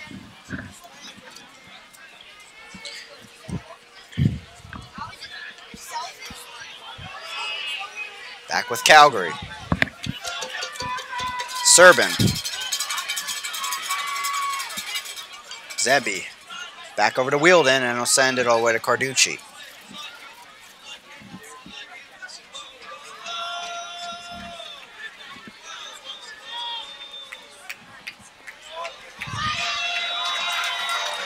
Spin move by Pierre Reedy. Here he comes, central midfield. Knocks it over to Hideki. Ball stolen away from him, though. It's Northover again, who's having a pretty good game out there. Yeah, Northover pretty much getting touches on the ball every time he's near it. Miller settles it. Trying to get it back over to Strutz, but he has to make a quick turn to keep it away from Calgary. Malloy, Conte, and he'll move it down with Campbell.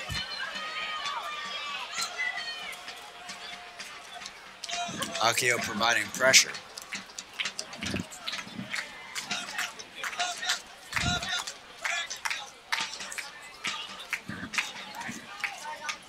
Ball over the top, run by Almedkar. He settles it on the volley, but a touch at the last second by Calgary over to Carducci. Clearly Almedkar getting a good touch on it. Was trying to go inside, but clearly couldn't get around the defender on that one. First substitute upcoming for Calgary Foothills FC. Be it Sarkaria coming in a moment to add to that depth in the attacking realm of the game.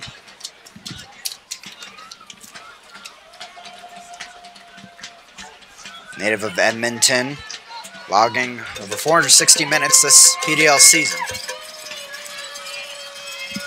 Musi lining into this one, deflection there, still bouncing around, spin move there on the shot, but scooped up by Strutz. It's Adekube getting off the shot. Well, it's a good thing that last shot took a deflection. Otherwise, it would have been a more of a dangerous chance for Calgary. But since the deflection was an easy save for Strutz. Campbell nearly losing it to Musi. Nice coverage by Conte, jumping over Patino. Almedkar now a run against Northover. Gets a foot to it, but then the right back knocks it back to his keeper.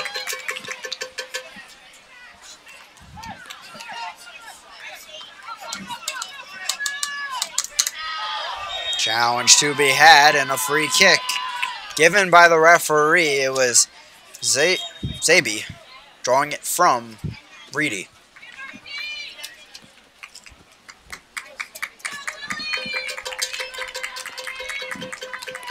Substitution upcoming for Calgary. Exiting the game is number 19, Willie Accio. Willie Accio, who has really led the formation out there at the top the entire game tonight, comes off for Sarkaria. Of course, Accio making the difference for this Calgary Foothills team, but clearly he's done all he can, and right now they look to get something different. Good shift from Accio, yeah. Good shift from Accio, and that was a lot of length and speed they had out there. We'll see if Sarkaria can replicate it. Rob Campbell chesting it down, not sure where his keeper was. Luckily, that was a slow hopper back to Strutz, and a gasp here from the Reading fans as we're right back in motion with Malloy. Reading's got to be careful on these defensive mistakes. They've had too many tonight. Gilly Wasso heading to the scores table to come in soon for Reading United. Wielden driving that out of the box. Heavy collision with Hideki. A foul called against Reading United. And Coach McCann not happy with that call as Hideki's still down inside the Calgary box. Well, he's not happy with that one because, I mean, I don't think Hideki really did anything to cause the foul there. And he didn't really want... And obviously the foul really shouldn't go that way, but at least Hideki is still able to get up. Close collision there, and a yellow card has been issued. Might be to Hideki.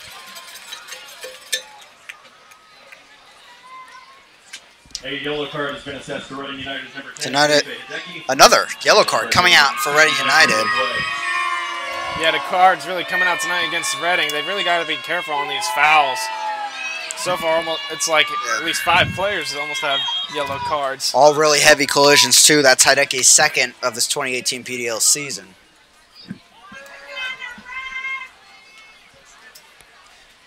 Gilly Wasso getting set to come on, Elizabethtown College forward, 2-time NSCAA All-American in the NCAA Division III realm.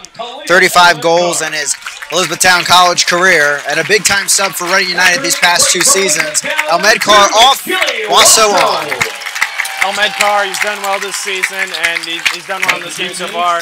But now Gilly Wasso coming on, who's been always providing fresh legs for this Reading United offense as a substitute.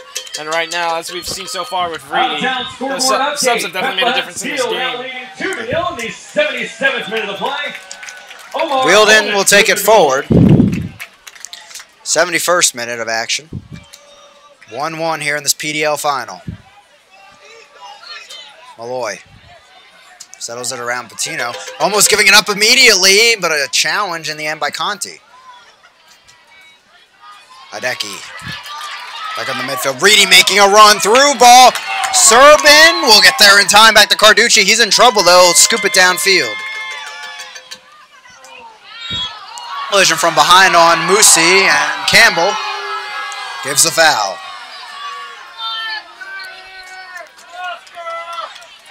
That would have been a good opportunity right there as the overlapping run by Reedy, but was just unable to get it. But at least Carducci was able to clear it out, at least upfield, instead of kicking it out of play, which that is never a good idea when the offensive attack is coming your way.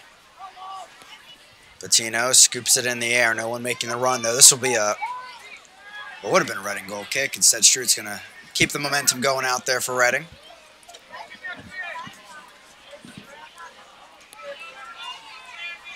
Sandy. Right flanking now with Reedy. Drives into this one. Driven away on the deflection by Zebi. Now some room to run for Moosey. An angle cut down by Malloy. And Campbell, he's going to get around them. Pulling the jersey is Campbell. No call from the referee. Still both players battling. Ball sent across, a chance here, but just outside the feet of Sicaria. And in the end, a throw-in here for Calgary right near the end line. Reedy, good going across the middle, but just had a shot deflected. But then Campbell down here, he was tugging at the shirt right there. And, of course, Calgary wanted a foul, but they get a throw-in at least after that opportunity.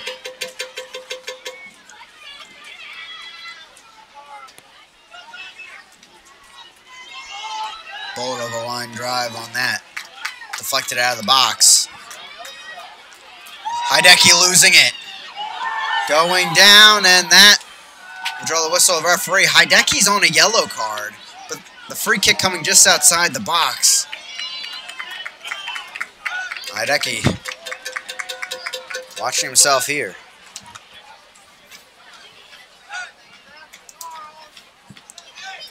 A lot of these players close to the brink in the referee's head with getting that red pulled out. Or at least a second yellow. Getting to that red. Yeah. Pretty much. Getting to that red.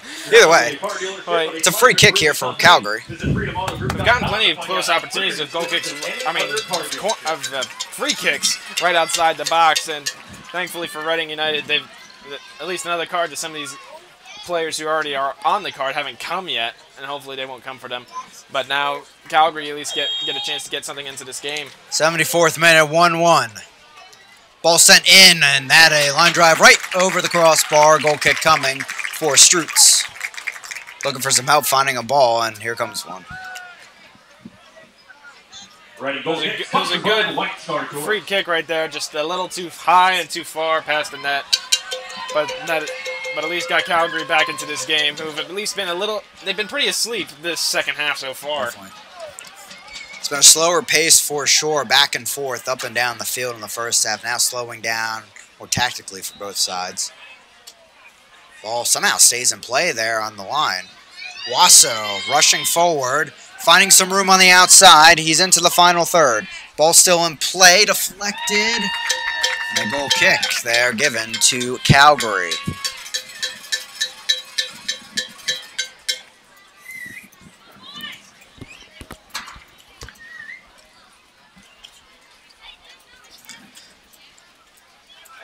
Kieran Roberts putting on his game jersey. And on the other side, a sub getting ready for Calgary. Might see some more tactical changes from both sides shortly. Cutting through, Moosey, a brilliant run. Brought down there in the end. And a foul call. Moosey getting the ball back from Pierre Reedy.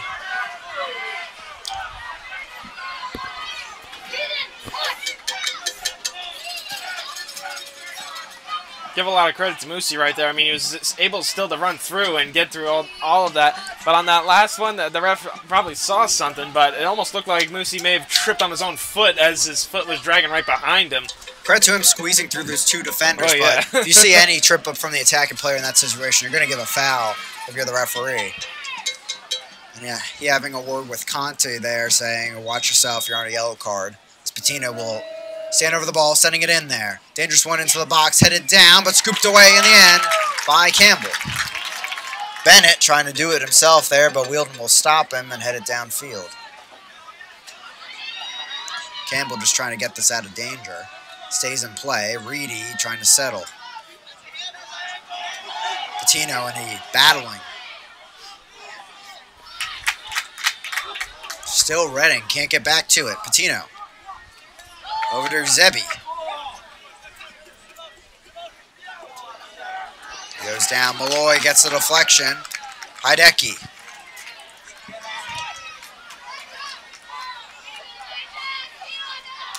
Back over to Reedy, and now Reading putting together a possession here. 77th minute, 1-1 since the halftime break. Out of play, and that will go to Calgary. Off of Wasso, they say. 2 substitutions coming on, 1 from each club. That's Kieran Roberts, notable second half sub against the Villagers SC, getting the goal deep into extra time. And then on the other side, coming in is Sergio Carmago, Coastal Carolina and Syracuse player, where he played 75 matches, totaling 23 goals. The Colombian comes on here to add to the midfield. Coming off Corey Bennett for Kieran Roberts, which is the normal substitution with 2 Radford players. Also about to come on is Oscar Ramsey, who we haven't seen for a few weeks. We're kind of surprised to see him on the bench. So we'll see what he contributes after a few weeks off. Well, Kieran Roberts, of course, the difference maker, who's been a big part of this Reading United team, being a physical player and being able to score goals. We'll definitely keep an eye on him. And then, of course, Oscar Ramsey, finally coming back after missing a couple of games. He did quite well in a couple of matches, so we'll see what he brings to the table in this final game. Felipe Hideki comes off getting a little heated with the referee. That is probably a good decision at the end of the day for Coach McCannon. Might have been time anyway to take him off, as throw-in comes from Calgary. Hey, Hideki's done well tonight, and then, of course, Bennett. He didn't get many opportunities, but at least got some opportunities right into the second half.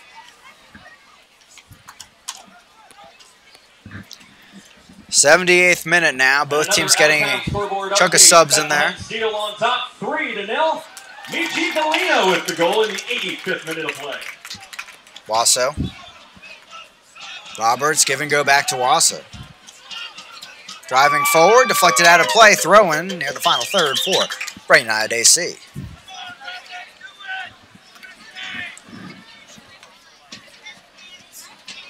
Ramsey flicks it over, ball sent in across there. Handled there by Kieran Roberts, the header.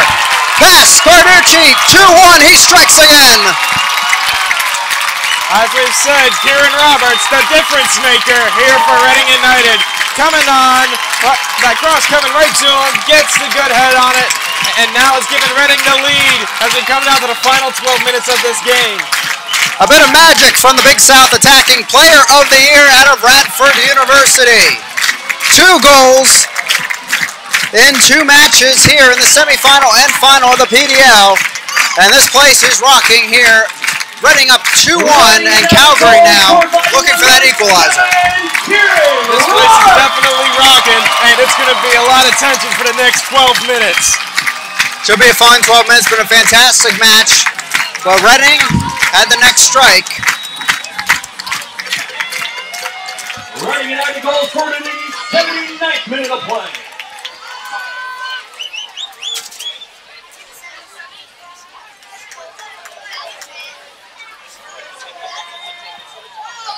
Foul called, and there's Kamal Miller again in the middle of it. At some point, this referee is going to go for that second yellow. Calgary asking for it. A big goal by Roberts, but that could fall silent in these next few moments.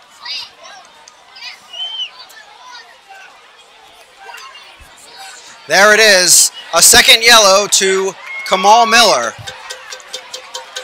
equaling a red. And Reading United down a man, 2-1 here in this PDL final with just about 10 minutes remaining plus stoppage time. And you can't blame the referee here. At some point, the Reading players were asking for it, a few of them on yellow cards, and it just happened to be Kamal Miller, the center back. He's given Miller plenty of warning, but of course coming on a high kick, looks like, and obviously the ref said no more. Meanwhile, a free kick coming for Calgary Foothills FC, and this will probably warrant a substitution by Coach McCann as it's Isaac Curry getting up from the bench. They at least want some defensive help out there because at this point, Reading's just got to defend. Malloy, after the red card, immediately put up his hands. We got to make a switch, Coach. Ball sent in, but Kamal Miller was not fully off the field yet, so the referee going to make them retake this kick. Miller, of course, visibly frustrated and ejected from this PDL final. It looks like the referee going to let the substitution occur right now. Maybe not, as Isaac Curry was not ready.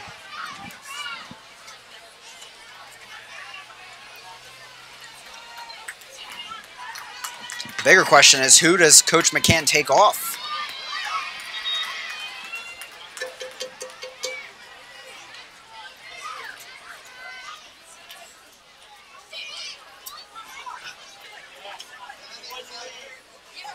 The referee's saying, let's make the substitution happen.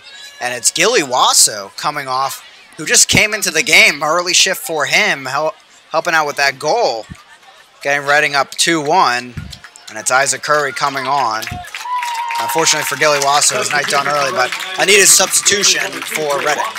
Well, it seems that Wasso has to come off. He did well at helping to get that goal, but of course now Reading just needs defense because losing Miller was a big loss. The ball sent, still hopping around the box. Serbin lining into this one, but well off the mark and out of play. A goal kick coming for Strutz and Reading United. Well, at least Reading was able to clear that one out as we get down to the final 8 minutes plus some stoppage time. So right now, for these next several minutes, we're going to see Calgary giving everything they got, as that now the title is definitely on the line for them. Up a man two in these final 8 minutes plus stoppage time here in the 83rd. Strutz sends us into the night.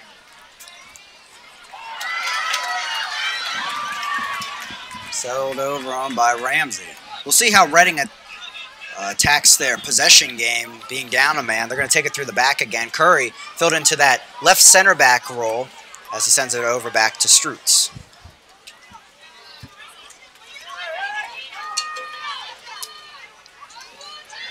Ball stays in play. Curry gets the muscle in there over to Strutz, and he'll scoop it downfield out of play. Throwing coming for Calgary. It'll be Northover taking it.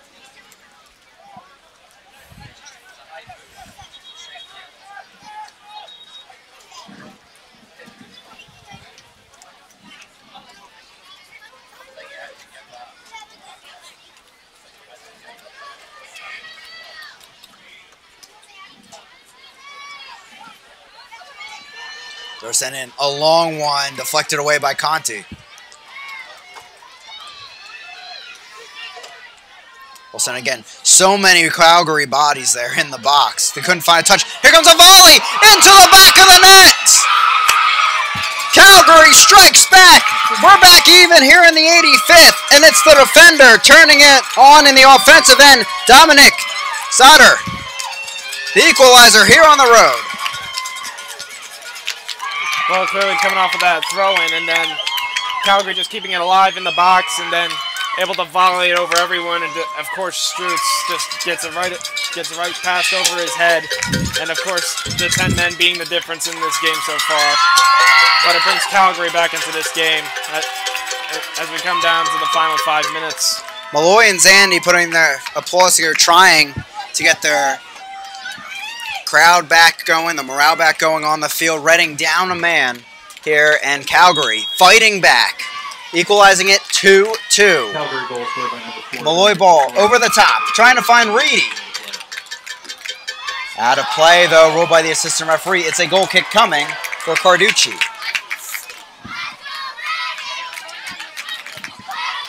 Moments between the stadium rocking for Reading United, a red card, and now a goal for Calgary.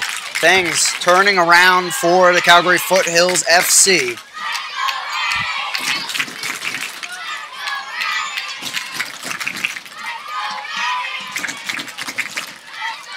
Of course, if we're still even after regulation, we will go to extra time. 86th minute now, still waiting to see how much stoppage time we do have in store for us. Brilliant soccer final here tonight. Whichever side you're rooting for, or if you're unbiased in this game tonight watching at home, some great PDL action. Right now, Calgary in possession, but not anymore. Out of play as Moosey is on the right spot there for that pass.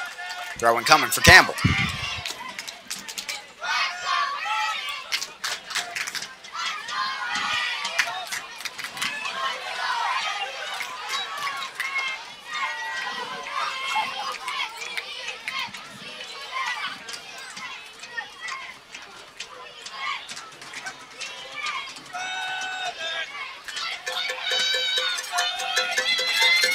Calgary just taking their time here, up a man, finding their way down the field. Malloy drags him down, and that, the Irishman knows, will be a yellow card, and a necessary one in that situation. Yeah, Malloy knew what he was doing on that last one, and obviously just dragged him right down to the ground. Malloy's second yellow card here in 2018, and things continue to mount here against Reading United. They had that goal off the head of Kieran Roberts, but since then, it's been bleak here for Reading United. Calgary trying to pounce on the opportunity here late in the final. They have the free kick near midfield.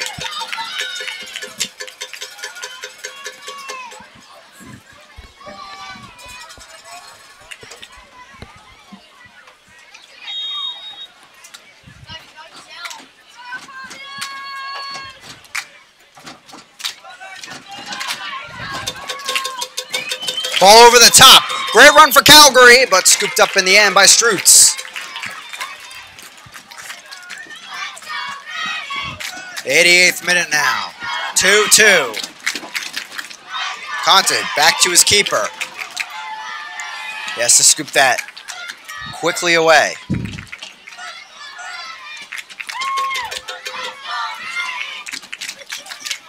Curry sending it up ahead. He'll have to volley it back.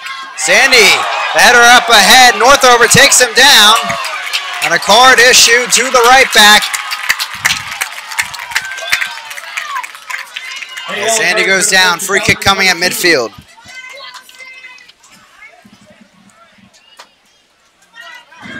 Number 2, Dean Northover. Yellow card given in the 89th minute of play.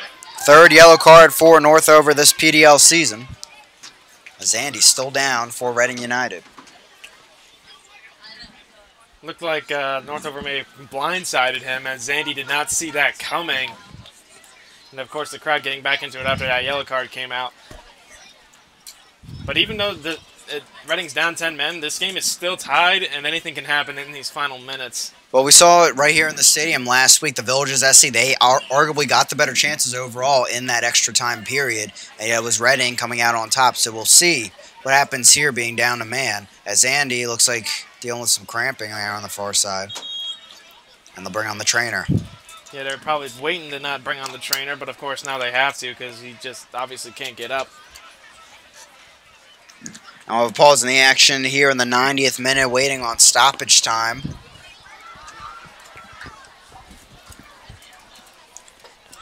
And the Reading United coaching staff is going to have Spencer Burkhart get back up and running.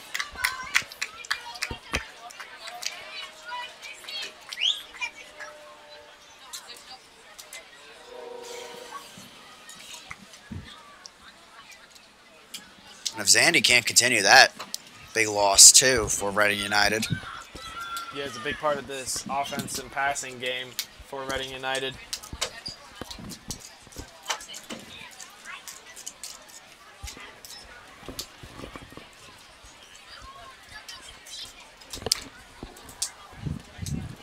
Big goals coming in the second half late on, and seemingly in just a matter of a few minutes, both teams getting goals. Calgary responding with the equalizer, and we're settled in here at 2-2. Reading down a man. Kamal Miller getting his second yellow of the match shortly after that Reading goal by Kieran Roberts. For the foreseeable future, Reading going to have to deal with that, of course. This team's at a stalemate on the field currently as we enter stoppage time, which should come in shortly. Zach Zandy will head off on the far side of the field. So right now, it's 9v10 for Reading for at least a few moments.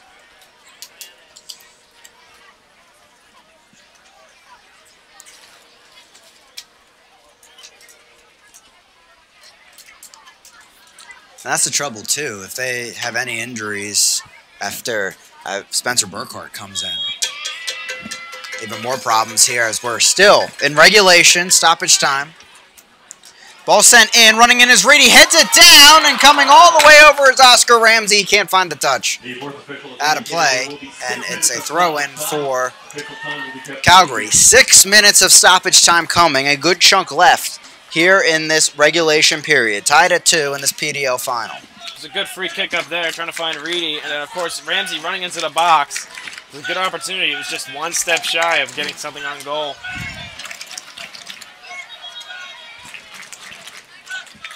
Reading throwing.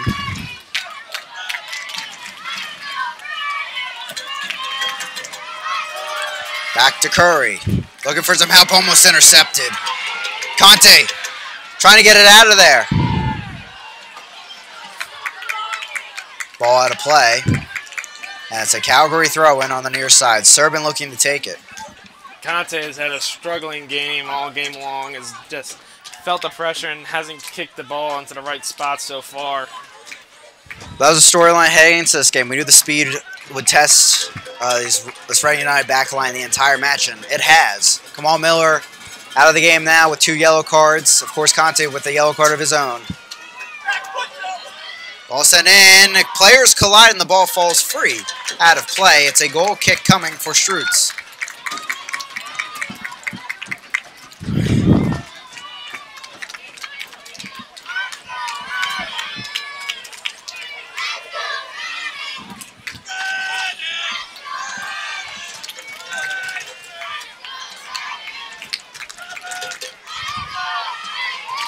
Strutz. Ball falls down there. Conte wasn't looking. Deflected away. Almost a chance given away as that ball dipped immediately on the kick by Strutz. Ramsey back to Conte. Over to Campbell.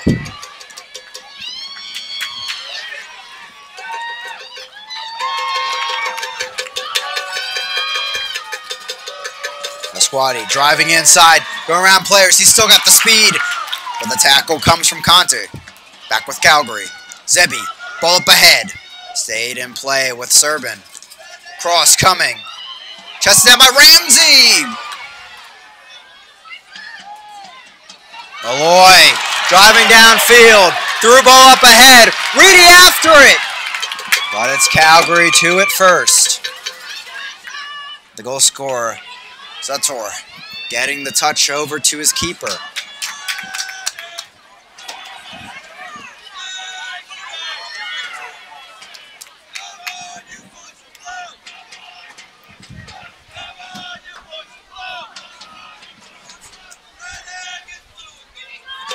Serbin moving up ahead.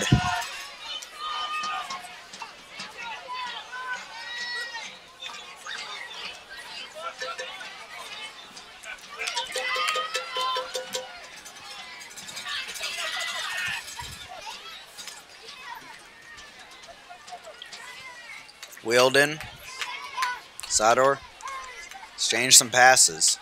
It's Zebi moving past Roberts. They'll let that one go on. Serbin coming forward, but that out of play before he got the touch. And it's a throw-in for Campbell.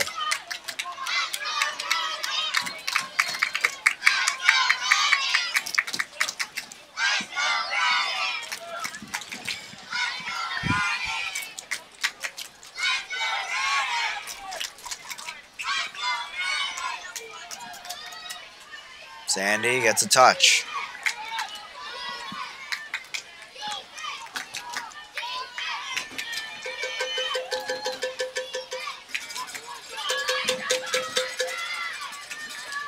Akube sends it up ahead towards the box. Malloy gets a touch.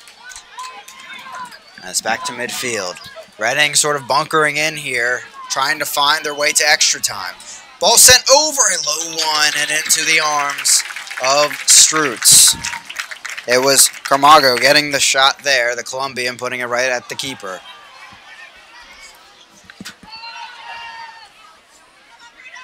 Roberts has 2 touches to the ball. Zandi. Pasquati has the next one. Conte trying to clear it out of there.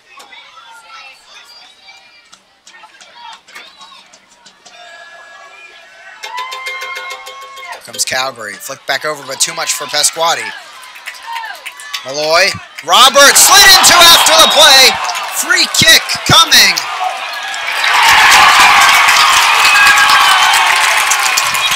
A red card issued for Calgary Foothills FC. And just like that in this game, we're even at 10v10 on the field. Sliding into Kieran Roberts after the play, a straight red from the referee's pockets. And a game changer as we're about to enter extra time. Just as when you think you don't see anything else different in this game, you do. Now we are even to 10 men, and that definitely brings Reading back into this game now that there's an even amount of players on this field. And right now, Calgary's got to be frustrated about the fact that not only did they not get a goal when they were going against a team with 10 men, but now they're down to 10 men themselves, and now this gets Reading right back into this game. And the 2 fullbacks for Calgary have had 2 excellent games out there, Northover and Serban. One just left. It's Serban after that red card. We're even here towards the end of stoppage time. Ball over the top. Trickling towards out of play. Reed trying to keep it in. Gets a deflection. That's a goal kick for Calgary. A close call there. There's the whistle. We're headed to extra time. I guess you're lucky, folks. We've had quite a game out here. You got 30 minutes of free soccer.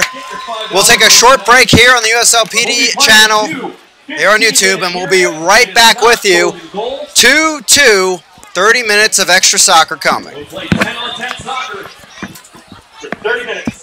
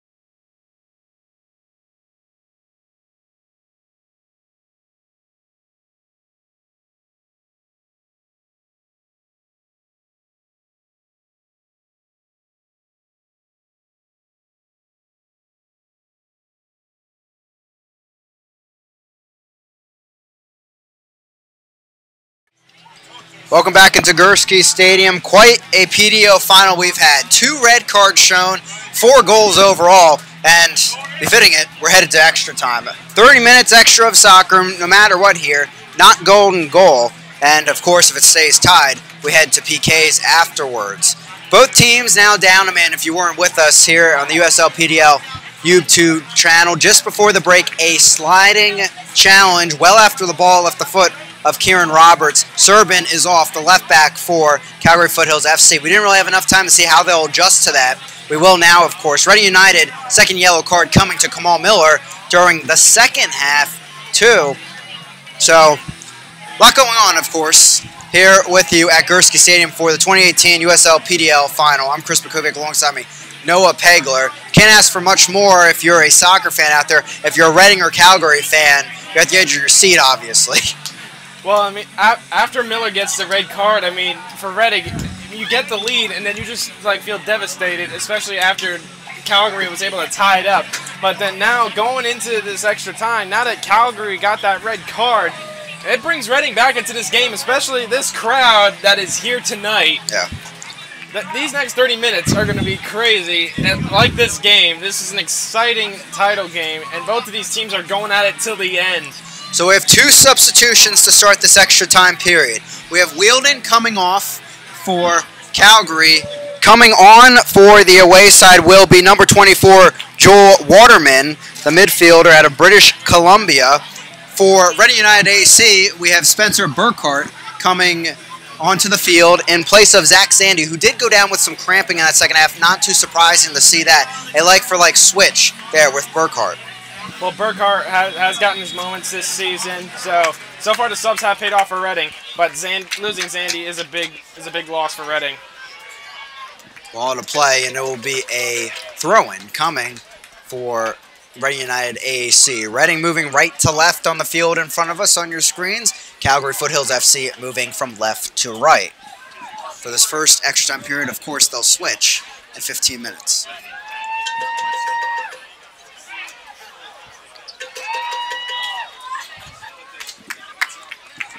Substitution for both teams.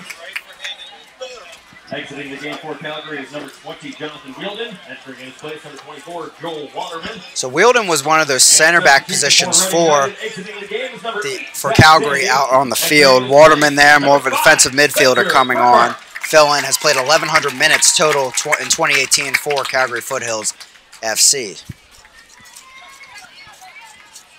Not a surprising switch after the left back left on a straight red card. McCartney. Back to Ramsey. Here's Kurt. Malloy. Roberts. Brought down by Waterman. And that, a free kick in Calgary territory. Things looked really bleak. This crowd was pretty quiet for Reading United. That red card changed a lot. They're energized. The team looks a bit better out there, more confidence here. 10v10 on the field even. And now a key chance here for Reading United AC.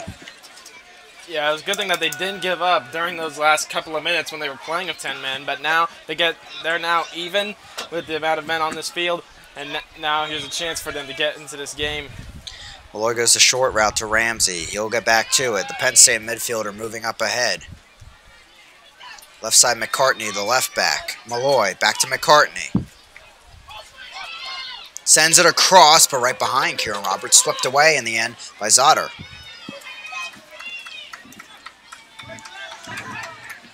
Conte to Malloy. He'll swing it out wide to Reedy. Reedy looking for Roberts and Burkhart in the box. He'll cut inside. Still with it. Over to Malloy. Swings it over, but right into the arms of Carducci. It was good right there for Reedy, able to get into the box and then find Malloy. Malloy just not able to get enough power on it to get past Carducci. But at least Reading's coming out swinging in these early minutes of extra time. Good chances early on, as we'll see Calgary Foothills FC move up the field for the first time in possession since they went down a man there at the end of stoppage time. Yeah, we can see right now the way that Calgary's working. They're trying to figure out how to work this offense now that they're down to 10 men because they were up a man, and now they got to work through this Reading United team that's even with them now. Fourth minute of extra time here in Gursky Stadium.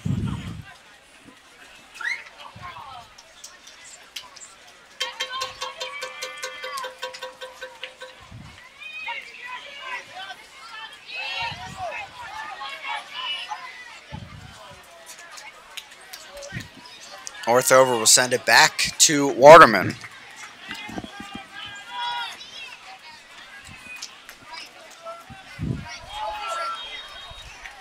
Karen Roberts wanted the handball. He'll get it. That's a free kick for Reading United. They get possession back here.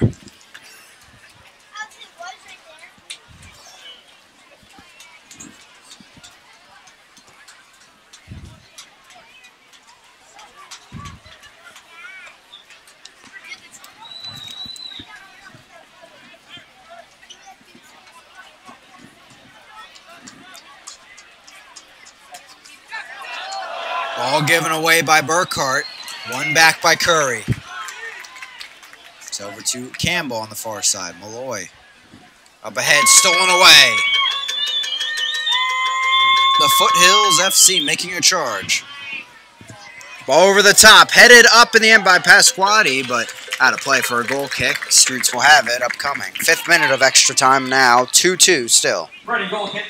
So far, 2 mistakes. I mean, Burkhart making the mistake right there, giving away that pass, and then, of course, Malloy giving away that one long pass. But so far, you could definitely see that Reading's struggling with these long passes as they're not seeing these quick and up-running players by the Foothills.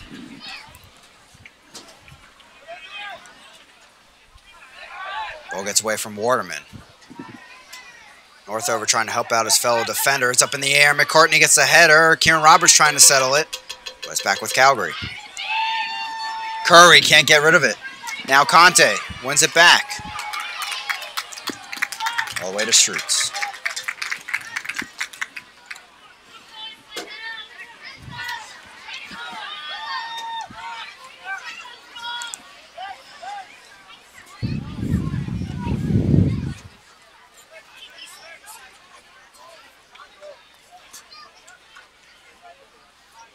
Again, the second appearance in 3 years for Calgary Foothills FC and the PDL final for Reading. This their first ever appearance in a storied history here in southeastern PA. Moosey driving for cuts inside, finding some room. Malloy gets the final challenge. And a foul called there as Malloy grabbed from behind. Free kick for Reading. It's good for Moosey to try and open up the space, getting through the middle, but then, of course, losing it, and then, of course, dragging Malloy back by the shirt, of course, so it was a good call by the ref. Roberts deflected there. They wanted the handball on Waterman, but referee says no doing on that. Carmago. Cutting inside, will go back out. Strutz out of the cage. He'll sweep it away, cut down. Out of play, and the referee going to say a throw in. Nothing doing on that contact. Strutz has to get back over to his goal. But yeah, I mean, you got to watch fouls like that because, of course, bringing down the goalie. Yeah. Of course, sometimes that could get you a card. We've had quite a few cards in this game. 10v10 on the field right now if you're just joining us.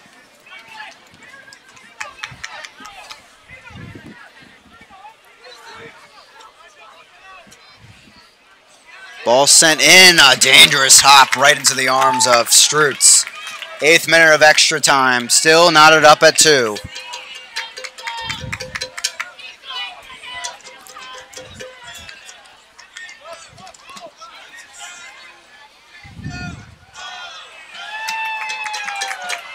Hops out of play there, Malloy targeting McCartney.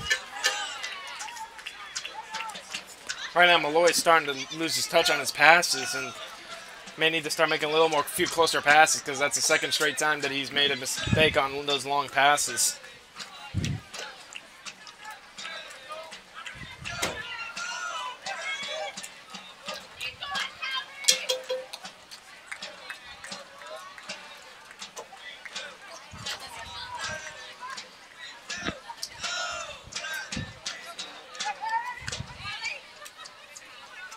Moosey will send it back over to Waterman and the defense.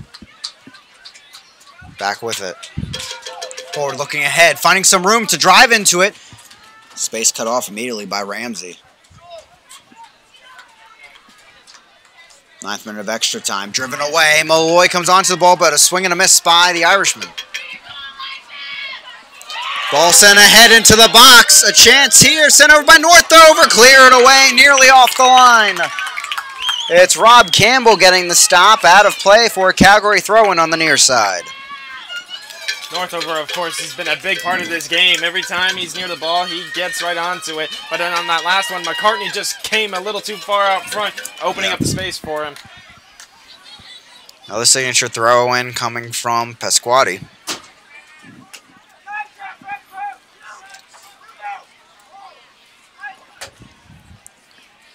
Near the top of the box, brought down. Waterman trying to do something with it. He goes down, flicked ahead, and now volleyed up. Multiple players collide there.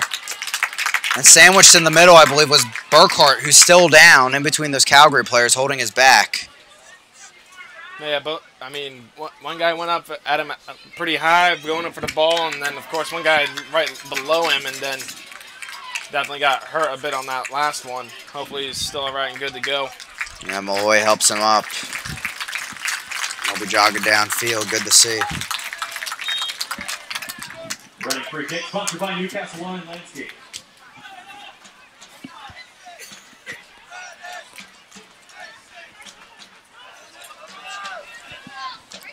Headed up by Kieran Roberts. Coming on, Reedy in the area, but cleared away by Calgary.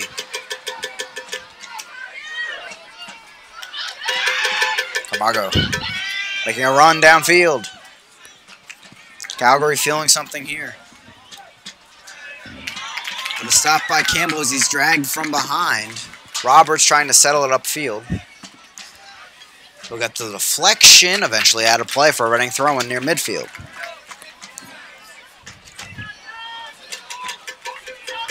Reading will move their forces ahead with another throw-in. So many times in this game we've seen guys tug each other at their shirts, and that's where this physicality is coming from. 11th minute of extra time.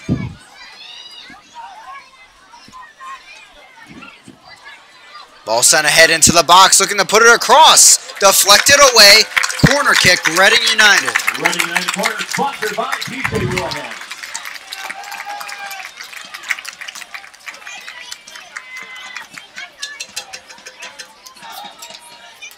Heading over to take it, Dawson McCartney. Has 1 assist this season. Entering today had over 730 minutes played this 2018 PDL season.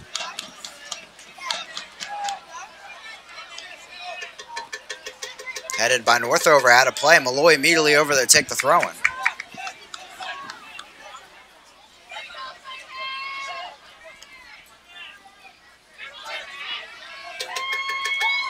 Malloy losing it there, out of play. Back to Calgary with a throw-in.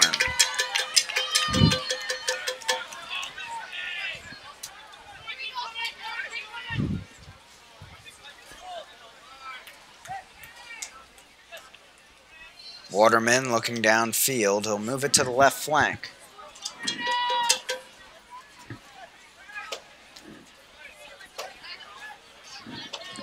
Thirteenth minute of extra time.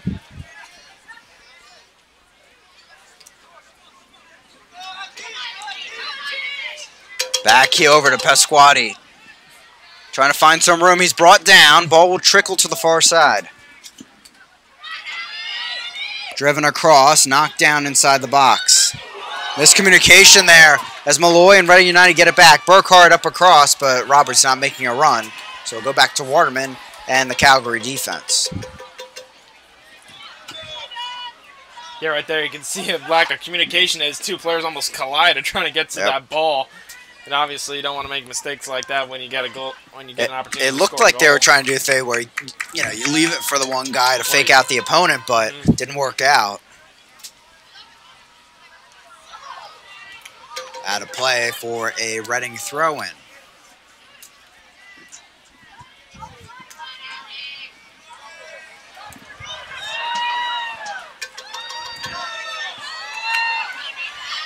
Here comes Calgary.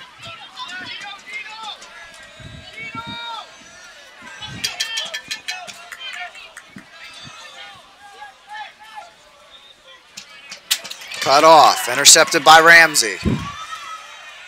Over to Reedy. Something brewing for the home side, but just behind Ramsey. Right now, these passes haven't been going their way. Too many times they've been haven't been able to get the lead pass off.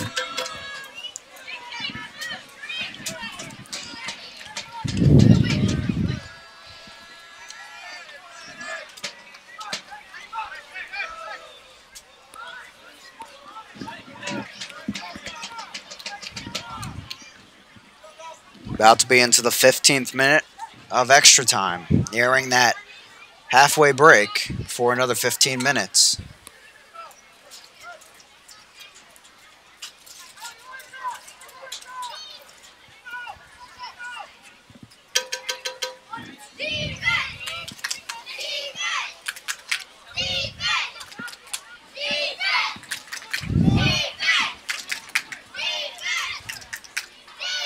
Knocked ahead on a deflection by Pasquati.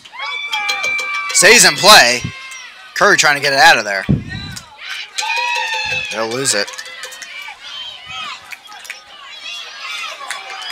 Driving right in with some room. Northover into the box. No go on the penalty. Referee waving it off. And Reading back in possession. Ball over the top. Kieran Roberts just stood ahead. Can he have one final chance? No. A foul called against Kieran Roberts. Going the other way, free kick. Calgary.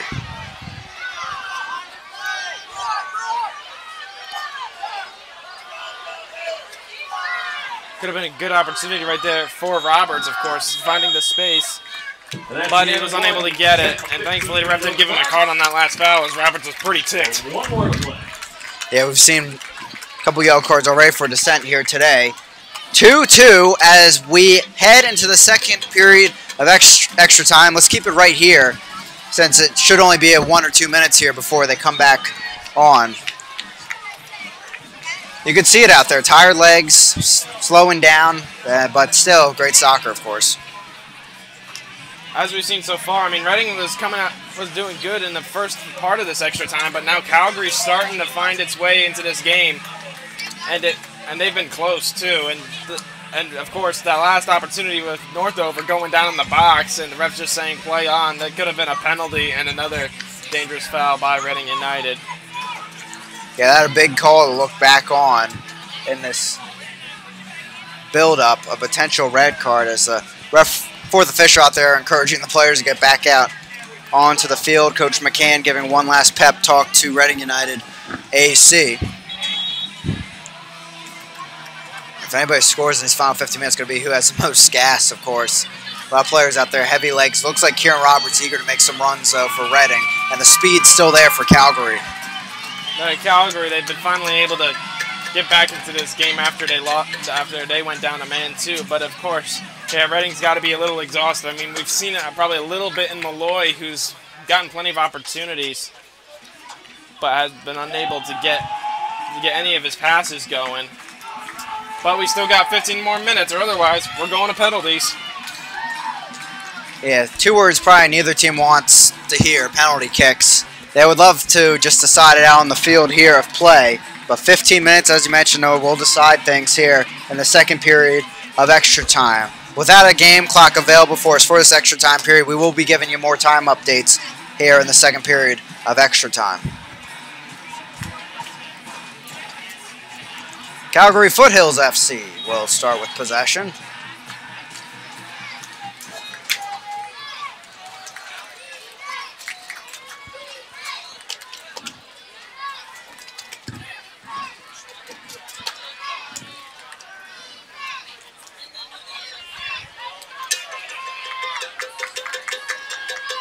Waterman working it out wide to Northover. Ball sent up ahead. Run being made by Reedy, but Zebi would have beat him there to it. It went out of play for a throw-in. Zebi will take it.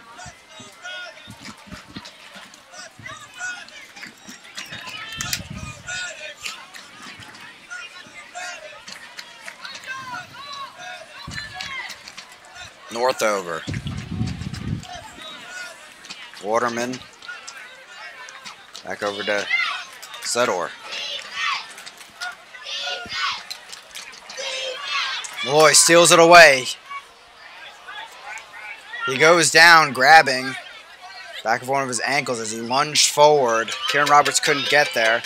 Play continues for Calgary Foothills FC, and they will kick it out of play, showing some good sportsmanship. Aaron Malloy down with an injury. Certainly not good to see the captain and leader of the midfield here for Reading United, and no substitutions Coach McCann can really make. It's Will Smith, the backup goalkeeper, available. All other players have been exhausted from the bench, with Wasso even having to be subbed out after that Kamal Miller second yellow.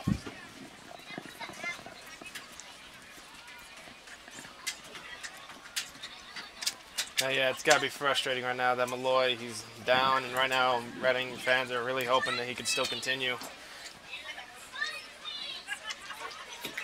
Trying to walk off, but he's in some pain there. Moving around that left ankle and foot. Here in the 18th minute of extra time. Still 2-2.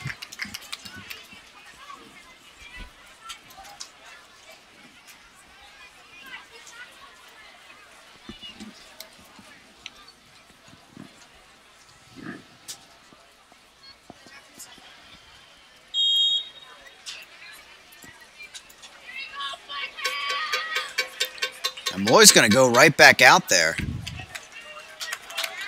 Giving it his all, the captain. Trying to go the full 120 minutes. That's one thing you always want to see out of your captain, the leader of the team. No matter how hurt he is, he'll still go back out there and fight for his team. It's the 2017 PDL Young Player of the Year. Now trying to stave off another attack by Calgary. Zebi, ball over the top, headed away by Reading.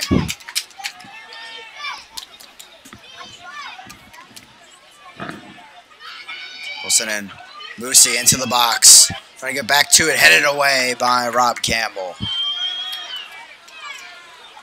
Burkhart, ball over the top. Kieran Roberts making the run. He's going to hold it up here for Reading.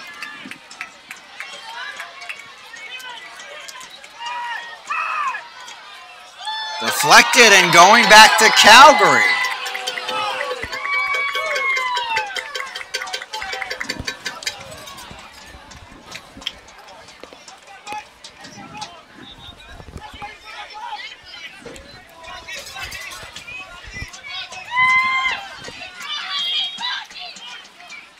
Conti settles that volley, and it's back to Strutz. Strutz taking his time with this one, allowing the pressure to move up the field.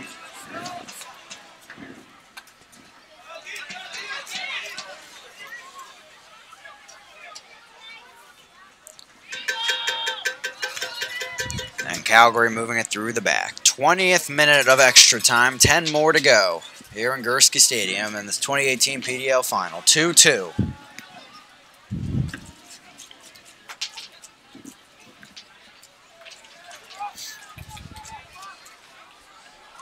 Over the top, that going to go all the way over the box. Kamaga sends it in there, headed away by Curry. Zebi tracking this one down for Calgary. Stolen away by Reedy. Malloy, Burkhart. No foul called.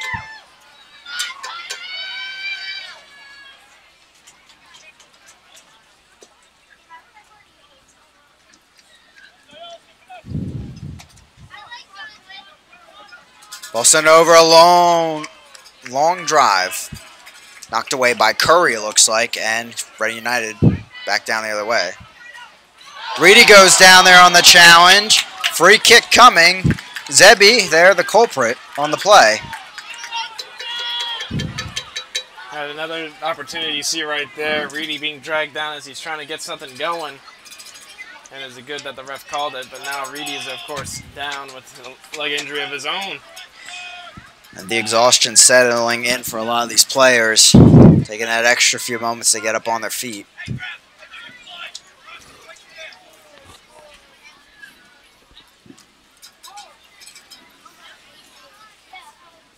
trainers will come on to help out Pierre Reedy, who was a second-half sub here today for Reading United. 22nd minute of extra time.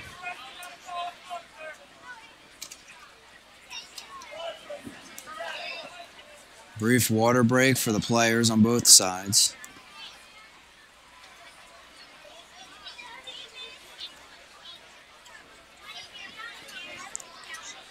We've had a bit of a stalemate here in extra time. Both teams down to 10 men each.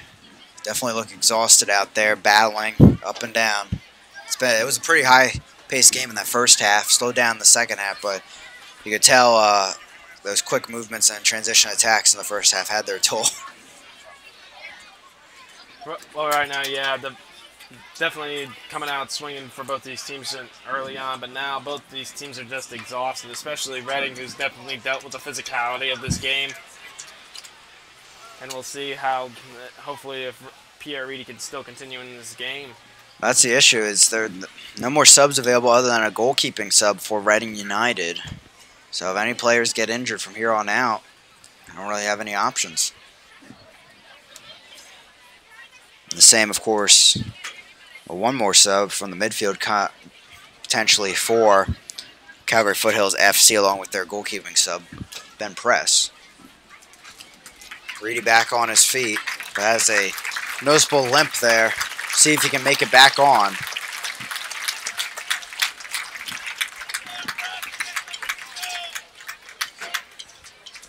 Amoy checking in on his PDL teammate and also collegiate teammate, Penn State.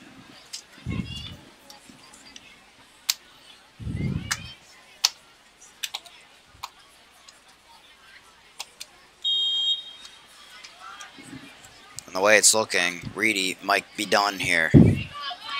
So Reading right now down to 9 men. It's 9v10. Yes, you heard that right here in this PDL final. Crazy events to go along with those 4 total goals on the scoreboard.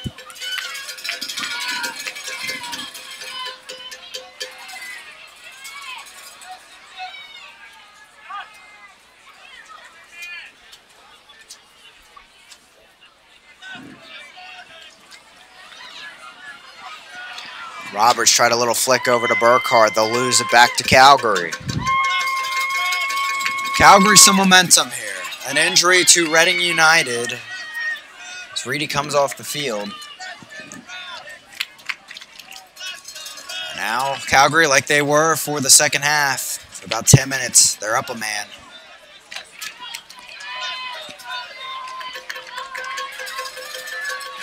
Calgary going to put the pressure on.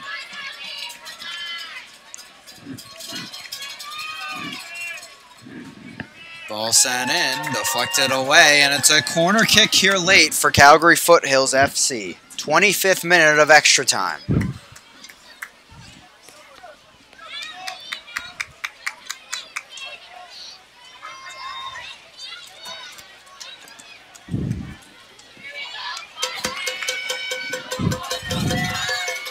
Take the short route. Zebi at the top, sends it in there, brought down, still rattling around.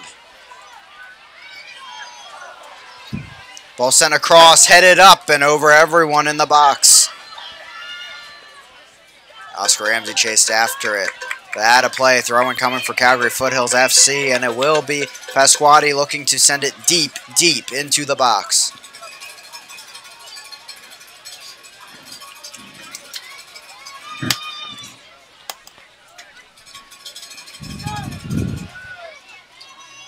Headed away, looks like by Campbell.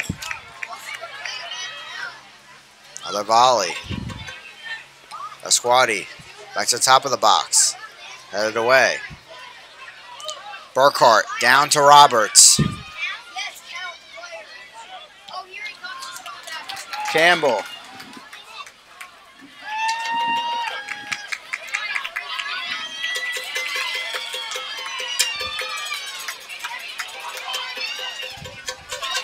Zebi up ahead. Carmago.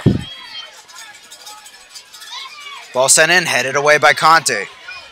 Roberts settling in, gives it off to Ramsey. Malloy didn't see that one coming behind him. Carmago left, of him is Zebi. He gets a crossover into the box, headed away.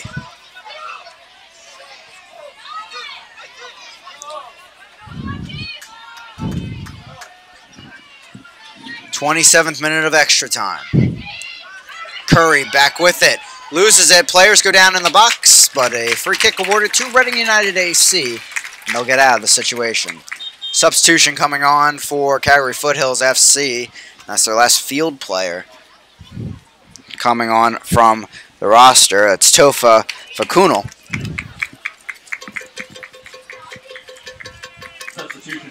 Some new fresh legs here for these final 3 minutes of extra time. Zakaria will come off after he came on as a sub in the second half.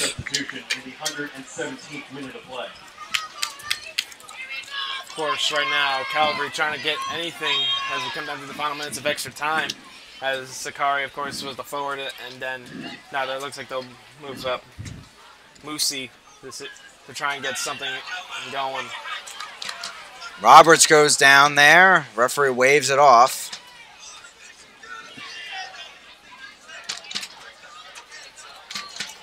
Late into the Reading night here in Gursky Stadium. Still 2-2. Conte almost losing it to Musi. Calgary back with a flick there. Headed off by Conte. Through ball up ahead, trying to stave off the attack. McCartney in there. Calgary back with it. They'll get possession, looking for a cross. Northover sends it in. They're swept away. 28th minute of extra time.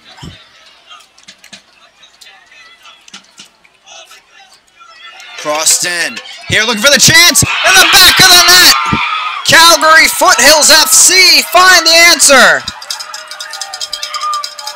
Deep into extra time. A brilliant strike inside the box. And it's 3-2 with Reading down to 9 men. Just in that opportunity, I mean, you could just see Calgary just trying to find something, and of course getting a good shot on goal past Strooks. And right now that gives them the lead as it comes down to the final minutes of this extra time. Still time for Reading United. We've seen some crazy things in this game, but a huge goal for Calgary. And it's Pasquati, one of the players that, give them credit, they've been on here on the field for nearly 120 minutes. He finds the back of the net.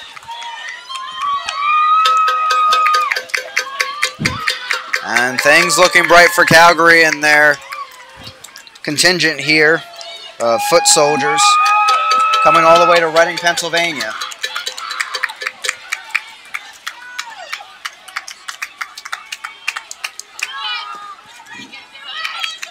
Reading with one final chance maybe here with a minute and maybe an extra minute of stoppage time if they're lucky. Reedy went down with an injury and had to leave the game, so they're down to 9 men against the 10 of Calgary.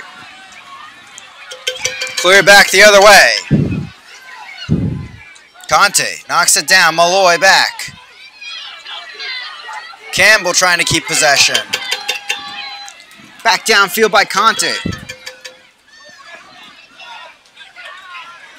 Out of play. And Calgary will have the throw-in at midfield. They fell in the final 2 years ago to the Michigan Bucks 3-2. And this time, might be a bright one up in the foothills. The fourth official has indicated there will be a minimum of 4 minutes of stoppage time. 4 minutes of stoppage time here coming towards the tail end of extra time. Curry caught out there a bit. Musi. Calgary looking to play keep away here, trying to get that PDL title.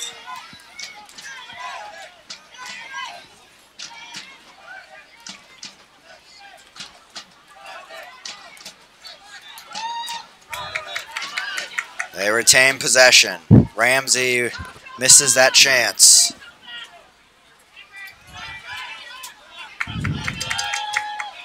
Zebi back to the top.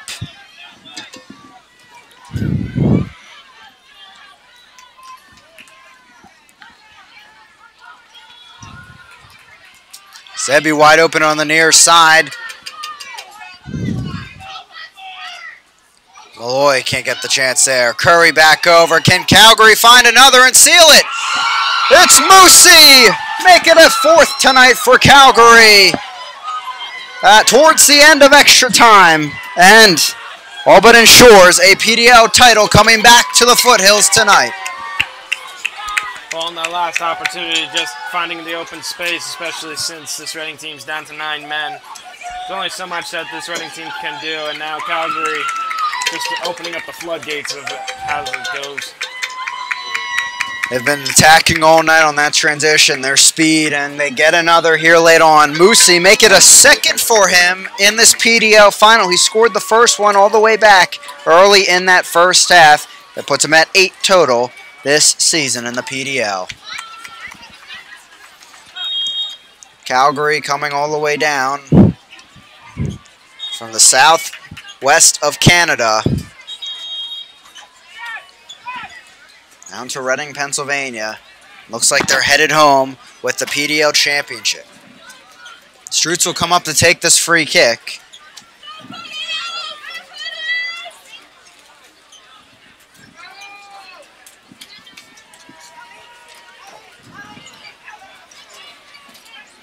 Malloy stands over the ball. Here we're in stoppage time of extra time. 4-2 Calgary. 2 goals in the last 3 minutes. Malloy takes it. Scooped over the top. Strutz a header across frame and nearly scores for Reading. That'll be a goal kick for Calgary as they try to burn off the final few seconds.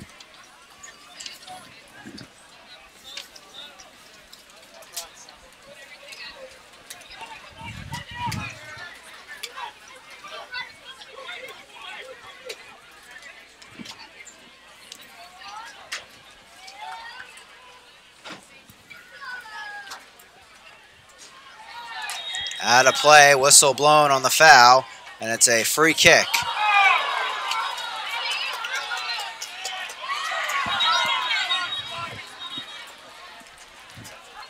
Some extracurriculars out there, frustration after 120 minutes.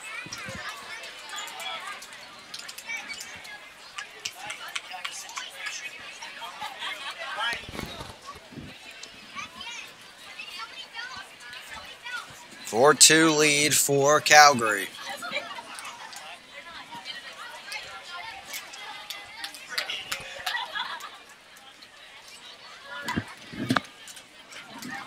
They'll have the free kick on the far side. And the referee's whistle soon to be coming.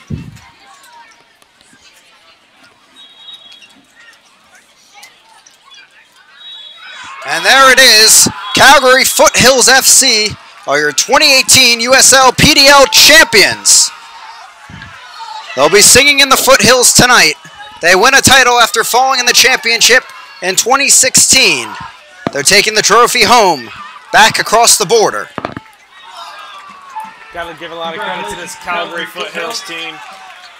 They got their opportunity finally after losing the title chance back in 2016. And now they finally get to bring it home to the fans back in Calgary. But what a matchup. Even though the fans in Reading are disappointed, but it was a great matchup right to the very end. Yeah. Got to give a lot of credit to both sides. If you're any soccer league, this is what you want for your final. Great crowd, packed here, with fans coming all the way from Calgary to Reading, Pennsylvania, which they probably didn't hear of before they made this trip, honestly. And then you look at this game, 6 goals total, brilliant offense back and forth and defense, excellent matchups. These were definitely 2 deserving teams that fought tonight. Reading falls, and Calgary gets the title, and either one would have been deserving, and either way, honestly, we were headed to penalty kicks. It was going to be dire for one of these sides. Yeah, well, either way, it was a good match, but then, of course, Reading just doing well all season long, and then, of course, just falling flat here in the championship. Red card for either side. had definitely a huge effect on this match as you look at it overall. And then Pierre Reedy going down with an injury, putting Reading down to 9 men without a sub. That was the real X factor. Took away someone from the back line, kind of became a 3-man back line. And that gave Calgary 2 goals in the final 3 minutes of extra time. And now they celebrate as PDL champions. Musi with 2 goals here tonight, leading the way for now the PDL champions. And give them credit too, Moses Danto, their top goal scorer, 11 goals, 3 assists, was not on the field tonight. They still came out as champions. Huge credit to them making the journey down here to Pennsylvania. Yeah, they do deserve a lot of credit for playing without their best player. And then, as we saw some of the guys step up, and Musi and having trouble pronouncing his name all night. Pasquito, is that it? Pasquati. Give him some love. I finally got it. He had those line drives. I'll remember. No, yeah, he was doing really well tonight. And then Akio was doing well tonight. And then, of course, the subs coming on. And then eventually just coming away with that final minutes as Reedy was unable to continue. This Reading United team, of course, fighting till the very end. And honestly, they surprised a lot of people. Yes. And it was very good to see that all these players came together, made this deep run. And then, of course, Alan McCann making the right decisions. And, of course, earning that Coach of the Year award.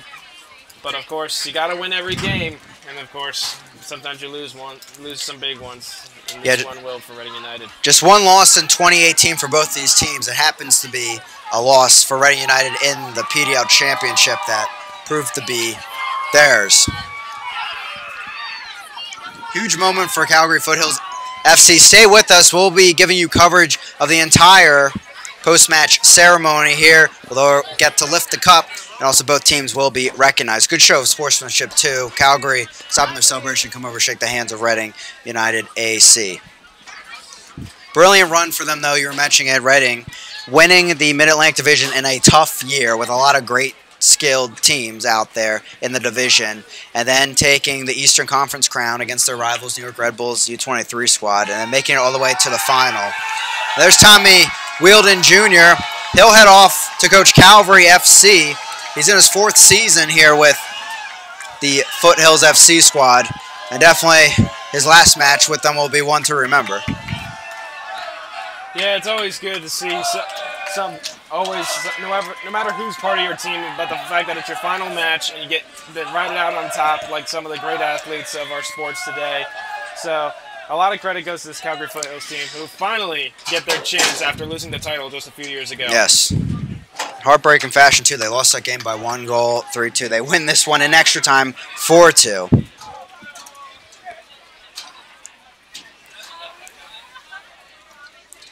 Before we eventually throw it off to public address announcer Ryan Lyon, we want to give my thanks to the entire crew here for Reading United Soccer, the entire season, all the support we get from the top with the management here of Reading United, also our producer Alan Pegler, Braden Byler on camera, Noah Pegler as color commentary, and of course I'm Chris Makoviak. As we wait for the trophy presentation, let's take a look at those final stats for this match. That was back and forth all over. Lots of cards, 7 combined yellow cards, 2 red cards. I think that tells the story of the match if you watch this entire game overall, as it is Calgary Foothills FC getting the 2-0 win in extra time, winning the later stages of that match. Yeah, of course, those goals making that last difference in this game. But then, of course, all these cards made a big difference in this game. First, Reading was down, and then, of course, Calgary made it even after they got their first red card. But then it was unfortunate for Reading to lose Reedy in those final moments, as that was the big decider of this match. In Calgary, really, the keys to the game, we laid it out there. They like the high press. They have the fast offense. That was the difference. This offense put up 4 goals against arguably one of the best defenses of the Eastern Conference, and really putting in Villages SC too in that category. We can get Reading. Yeah, this defense for Reading United, of course. I mean, they made their mistakes. Unfortunately, Conte had a really rough night, making turnovers, and of course, being parts of the fact of giving up goals to this Calgary Foothills team. But of course, I mean, Reading, of course, they were dominant all season long. But then coming into these playoffs, they were facing a lot of teams that were really dominant, as they were really pressing high, and they figured out this Reading United strategy. But Reading, of course, putting up a fight and then making it this far is pretty impressive. Now tune in here for Reading United. They'll receive their second place medals here. Of course, we want to recognize two Southern Conference champion, the Villages SC, also Central Conference champion, FC Chicago United, for brilliant runs of their own to the semifinals. As it will be Reading United first to the stage and the stand here. Getting a nice applause from the fans here at Gursky Stadium. Brilliant crowd out tonight. Getting supporters from Bethlehem Steel FC and Philadelphia Union too coming out tonight for a great experience. It was good for Reading to have the good atmosphere of this crowd that came out tonight, and there was a lot of people here. We had people on the other side of the bleachers, which we don't usually see that in Reading, Pennsylvania. And to make a run this far really inspires the team, it inspires the fans, and hopefully we get to see this team back here again next year. Yeah, plenty of players will certainly be returning here still in college.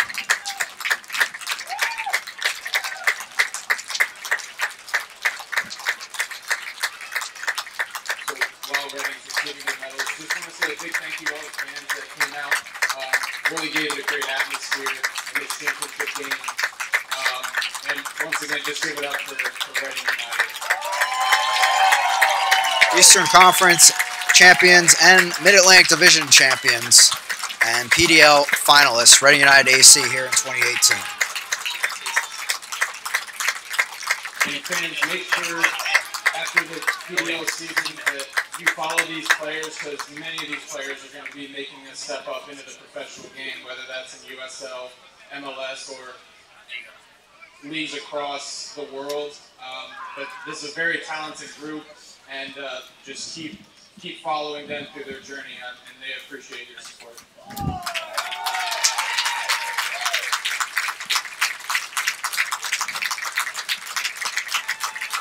And to present the runner-up plaque for Chris Madden.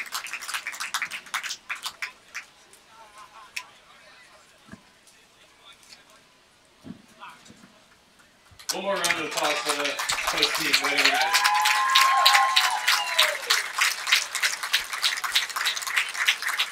Also, a special thank you to Reading United for hosting the championship game. It's a top-class organization, and from the league, we could not be more happy with the host.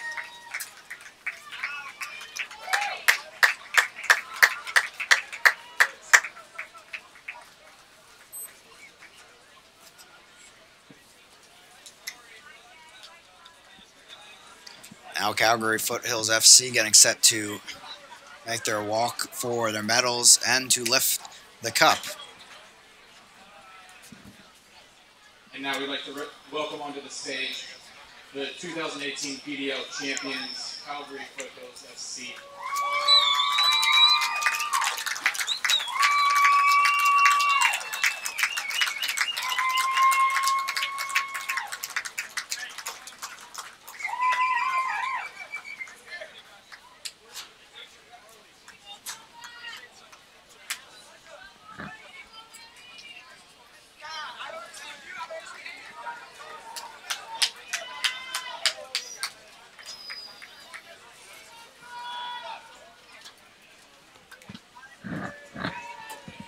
Tommy Wilden Jr. leading them at the top as head coach to both of their PDL championship appearances in these last 3 years. Getting one championship here at the end from it. Yeah, he's definitely got to be satisfied to get this chance to redeem himself after that earlier title loss a few years ago, and now they're bringing the championship back to Calgary. Great moment for Canadian soccer, too. 5 teams from the PDL do play in Canada. And bringing home a trophy after last year also, Canadian team was in the running with Thunder Bay Chill. So, excellent to see the game expanding even more in Canada.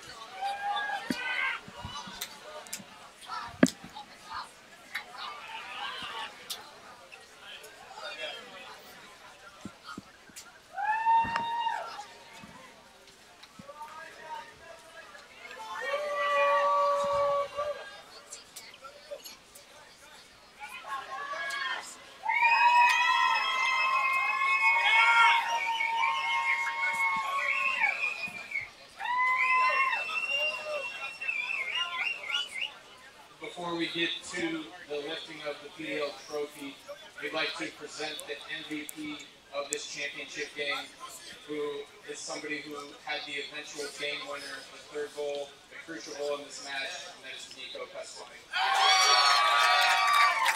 Nico Pasquale getting the 2018 PDL Championship MVP award, deservingly so. He was definitely a big part of this matchup, especially to fill in that hole as their star goal scorer was missing here tonight for Calgary. Once again, we'd like to thank both teams. It was a hard-fought game. And now we will be presenting the trophy for the 2018 PDL champions, Calgary Foothills FC.